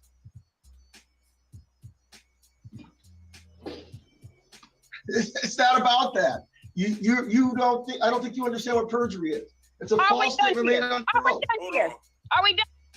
Hold on, because this prompt right here, just y'all can't see it, but I'll read it to you. This prompt right here basically is saying exactly what I just said when it comes to contempt. It says, personally, I'd be explaining contempt of court to her if I was the judge. If I were the judge, it says, but still. Yeah, this is what he should be explaining to her, because she's in it right now. There's no back talking any judge. I don't give a fuck who you are. You want to be found in contempt? Go ahead. Do some bullshit. Talk out of term. Talk when it's not your time. Like, you'll be found in contempt. Court is basically a judge's playground. Like, when he says, this is my courtroom, yes, it is his courtroom. That's why you say, Your Honor. Because it is his to own and his alone. Or her. Doesn't matter the gender. So, if I was her, I'd act right. Because this is crazy. Here. Please do not insult my intelligence. I said no. Do not do that. Do not do that. Do not insult my intelligence as if I do not understand what the word perjury means. You don't. Do not. If it's a criminal offense, then it's a criminal offense. Well, ma'am, it should not have been filed in district court if you want intentional infliction of emotional distress. Okay, so that's a criminal offense. Well, are you going to dismiss it and refile it? No, I'm not. No, I'm not going to dismiss it. I will file another case in circuit. But as far as I'm concerned, you can't have two cases on the. Ma'am, you can't. So she filed this in district court. Lady, district court is for like murders, rapes. I shouldn't have said that. I should have said rapes. Thefts, all kinds of shit like that. That's what district court is for.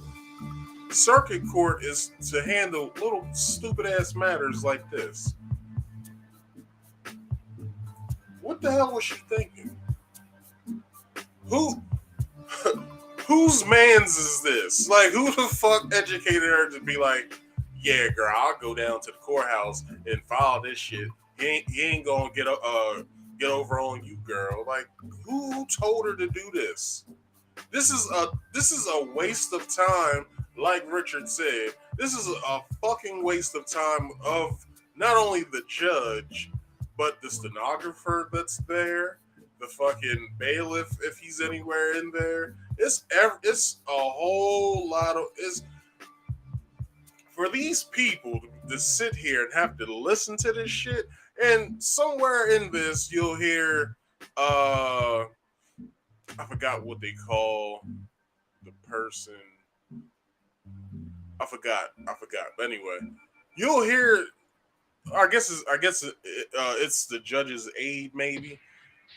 The judge, she jumps in and basically starts saying something. I forgot what she says, but we'll see it. And it's basically like it's very telling. Let's keep going. 2 cases going on the same issue. Well, I'm not dismissing the case. If you want to dismiss it, that's up to you. But I, as a plaintiff, don't insult that intelligence by explaining court procedure to her judge, right? Like anything that the judge is saying at this point is going in one ear and out the other to her, because she wants to hear that yes, I will award you $10,000 for a bad date you went on with Mr. Richard Jordan. Hell, everybody has bad dates. I haven't even heard from the chick that I went on a bad date with. What's up, Raven? How you doing if you're watching this? But anyway, I haven't heard from her since the night I walked the fuck out on her. Like, I don't understand. not dismissing the case. He has to make a proper motion. Well, that's on him. But I can also transfer the venue to circuit. Yes, that's what I thought, because there were other cases that should have been transferred. The prompt says, first thing she's got 10 right today. I don't understand that. Or somewhere else. So that's okay. Okay, I'm going to do that. What the fuck? Other cases? What? What? Hold on.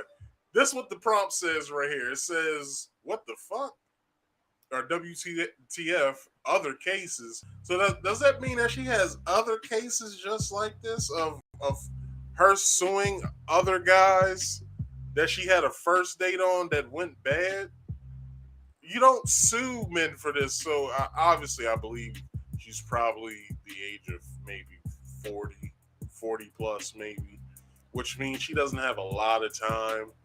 She just wants to fall in love or fall in love with the person's money that she wants to be with and have security and just live out the ends of her days with the sucker that she wants to be with.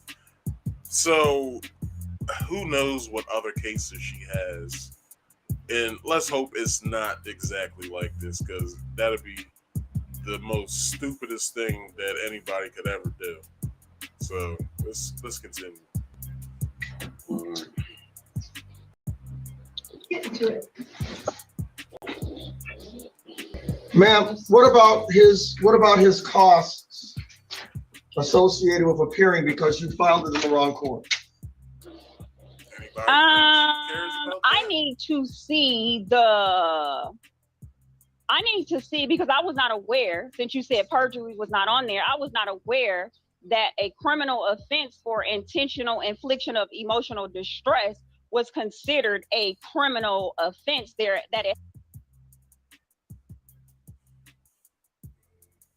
Are you fucking serious?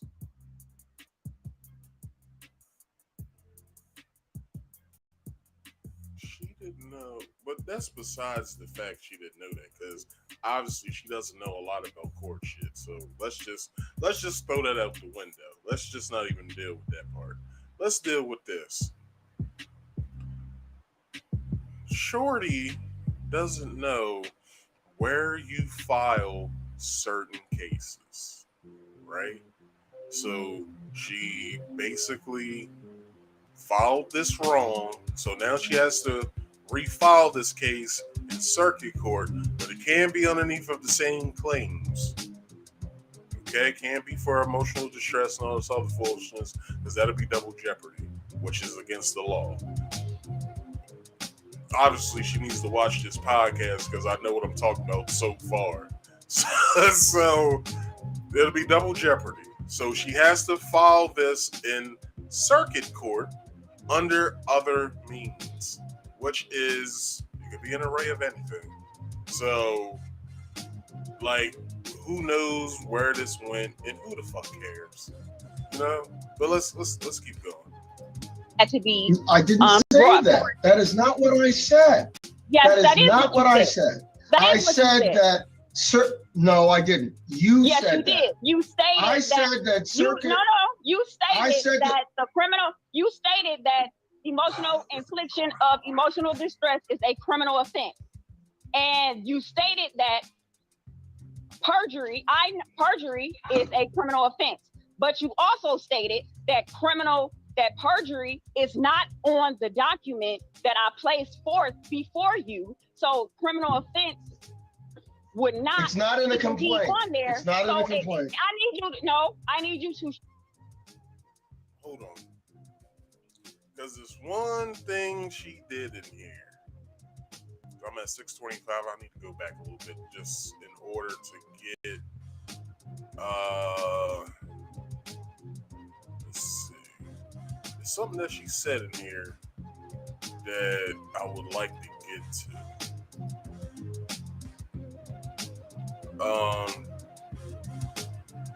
So this prompt says over there, it says, poor guy, can you imagine what that date was like? That's exactly what I wanted to get into. If she's acting like this with every guy she meets, because obviously you see how she's talking to the judge, which means it's a possibility in homie's polo association shirt that he got from Burlington. It's obvious. Well, no, that's a real polo shirt. I was just bullshitting, but let's just say it's a polo association shirt. Let's just say this. This is the reason why she ain't fucking dating, because she don't know when to fucking keep her goddamn mouth shut. You're arguing with the judge. The judge is getting frustrated with you, which you've yelled at him several times. And I'm pretty sure if he was in his courtroom, he'll tell you to keep your voice down, which you will be found in contempt of court if you did not do so. This, people, is what I call a failure. She is a failure. She doesn't know when to shut the fuck up, which would mean, well, that's not what I mean, but which would mean that she doesn't know how to speak to people, let alone men, which is very evident of why she's not dating anyone right now. She doesn't know when to shut the fuck up. Now, where was I at? I can't remember where I was. I think I said 625. Let's just go there. I need you to show me the document which states that intentional infliction of emotional distress is indeed and in fact a criminal offense, because that's the original offense that was placed on there. I never said that. I never said that. Yes, you did. I never said that. Yes, you did. No, I did not. Man. Plus, emotional distress isn't a criminal offense at all. If you sue me for criminal for emotional distress, it's not a criminal matter at all. It's a personal matter, which would mean why, since your dumbass didn't do this in the right court, is the reason why you're getting so much. Hey, I can't do anything about this. This isn't what we do here at district court. You have to follow this in circuit court. So if you would like to do that, is fine. Just let me know if you want to do that, and we'll do a motion to where this goes there, but you'll just have to follow it up under different means. And also, what are we going to do about Mr. Jordan's costs? Because, he did appear here in court, and, it's wasting not only his time, but my time as well. So let's just talk about specifics first, and then we'll get to all the bullshit so we can get y'all out of here. She doesn't want to hear that. She just wants to know, well, why is it that I can't fucking sue his ass for this bullshit? Because I was in emotional distress. He took me out on a whack ass date that I didn't want to go on. But it's like, okay, chuck it up. Go to the next dude that wants to deal with this shit, because obviously he doesn't. So can we end this? Like, I don't want to deal with this anymore. But she doesn't want to hear it, so this is what we get. You did. Listen. I'm not going to sit here and go back and forth with you. I will repeat to you what I said. I'm not either. I so said that's two that charges. intentional. So You need to be quiet while I'm talking. You need to be quiet. Can you mute her, please? Because perjury is a criminal offense. It has to go to circuit court. That will not make her hear you. Intentional infliction of emotional distress. What I said was intentional infliction of emotional distress is something that circuit court has jurisdiction over. I never characterized that as a criminal matter. It is definitely a civil claim, but it is something that can't be done in district court. Now, that's what I said to you. You are of the mistaken belief that circuit court does not hear civil matters, because you said, well, I thought circuit court only did criminal. You are the one who are mistaken about the jurisdiction of circuit court, because that's what you stated on the record. Unmuted. She's still fucking talking. She's been talking the entire time. Well, I said I was nice. Like, you don't understand how shut the fuck up. Damn. Zoom right quick. Okay. When I muted her and now I'm asking her to unmute, if she doesn't do something on her end, she's still muted. So right now she's still muted. But I have asked her to unmute. She's not looking at the device that she's holding. Not. She's really not. I am ordering that this go to 7th Circuit Court. So the venue is to be changed because intentional infliction of emotion. It says I am. So you choose to return your rental car during the hearing for the case you are bringing. LOL. So she wasn't at an airport. She was at a car rental place. So let's continue. Ordering that this go to 7th Circuit Court. Venue is to be changed because intentional infliction of emotional distress is a circuit court matter outside the jurisdiction of district court. Plaintiff shall pay the filing fees in the receiving court. And I don't know if you asked for a jury trial or not. You did not, it looks like. So there was no jury fee. But why would you? Like, why would you waste a jury's time with this? If anything, look, this video has gone so viral, they might as well just go to Judge Judy or the divorce court, or what's that one cute judge's name that used to appear on the Steve Harvey show? I forgot what her name is, but I think she takes cases just like this. So why don't they just go there and get their 15 minutes of fame and just go home? Like, this is just crazy. Now we'll finish the rest of this video. I only got 15 more seconds left, but this is just ridiculous. No further proceedings shall be had after transfer until these costs or expenses are paid. If not paid within 56 days of the date of this order, this case shall be dismissed by the court to which it was transferred. All right, so that was that, and yeah. People, don't do this in court, because this is stupid. Like, what she did was really stupid. So if you're ever thinking, hey, I'm gonna take somebody to court, just play this video a day before and right before you go to court to see what you do not do. Plus, take my word for it. You don't want something like this to happen because you can have a motherfucker like I did that is gonna try to badmouth the judge and think that it's okay. Nah, it's not okay. All right. So, with that being said, people, this is now the end of the show. No one wanted to come up and speak, so I'm just going to get out of here. So, we're going to get into some promotions, and then we'll get the hell on out of here. Now, everyone, if you could, I like if you did. Please do me a favor. Like this video, share this video, and subscribe if you are new here. Alright, hit that bell icon to all so you can get all the notifications once I go live.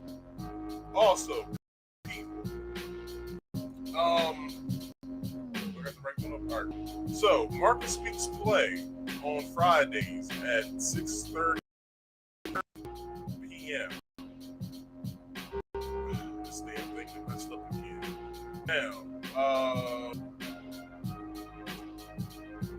alright, 1 second. I have to do this all over again.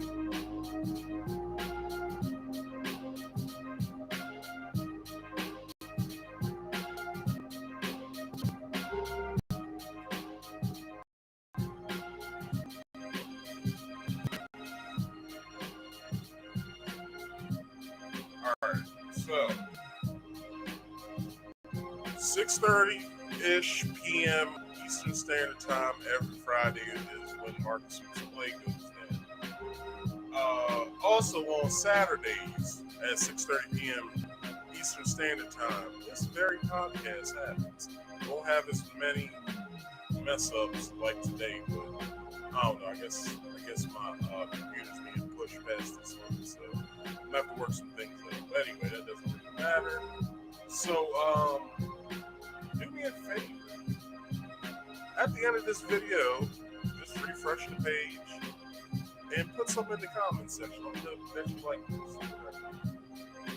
Also, while you're doing that, you can subscribe to this channel as well. And you can go to my secondary channel and subscribe to that as well.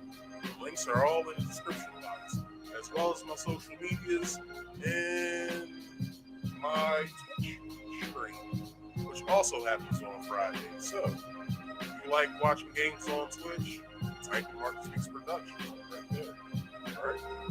Also, if you'd like to come up here and speak to me about any topic that I present on my podcast, you can. There's always a link in the chat, pinned to the top.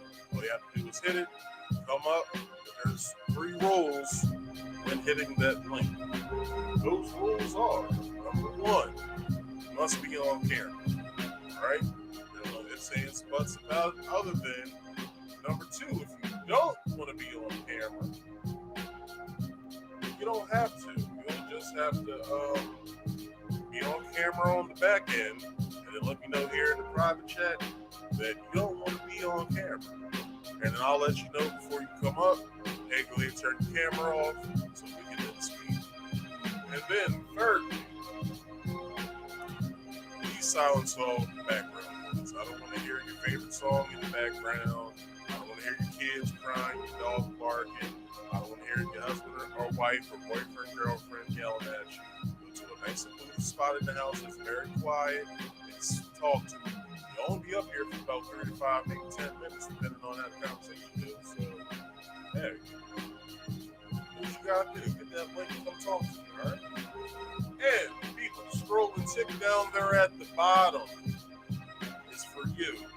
Once you see that gap come up, which is coming up right now, you can go ahead and read away what I got. Follow me on my social media. If you have any suggestions as far as the topic goes, let me know by putting it in the chat, or you can hit me up in my DMs on my social media. So, you can do with that information as you will. And with that being said, people, I thank y'all for watching, and I'll see you guys next Friday. So.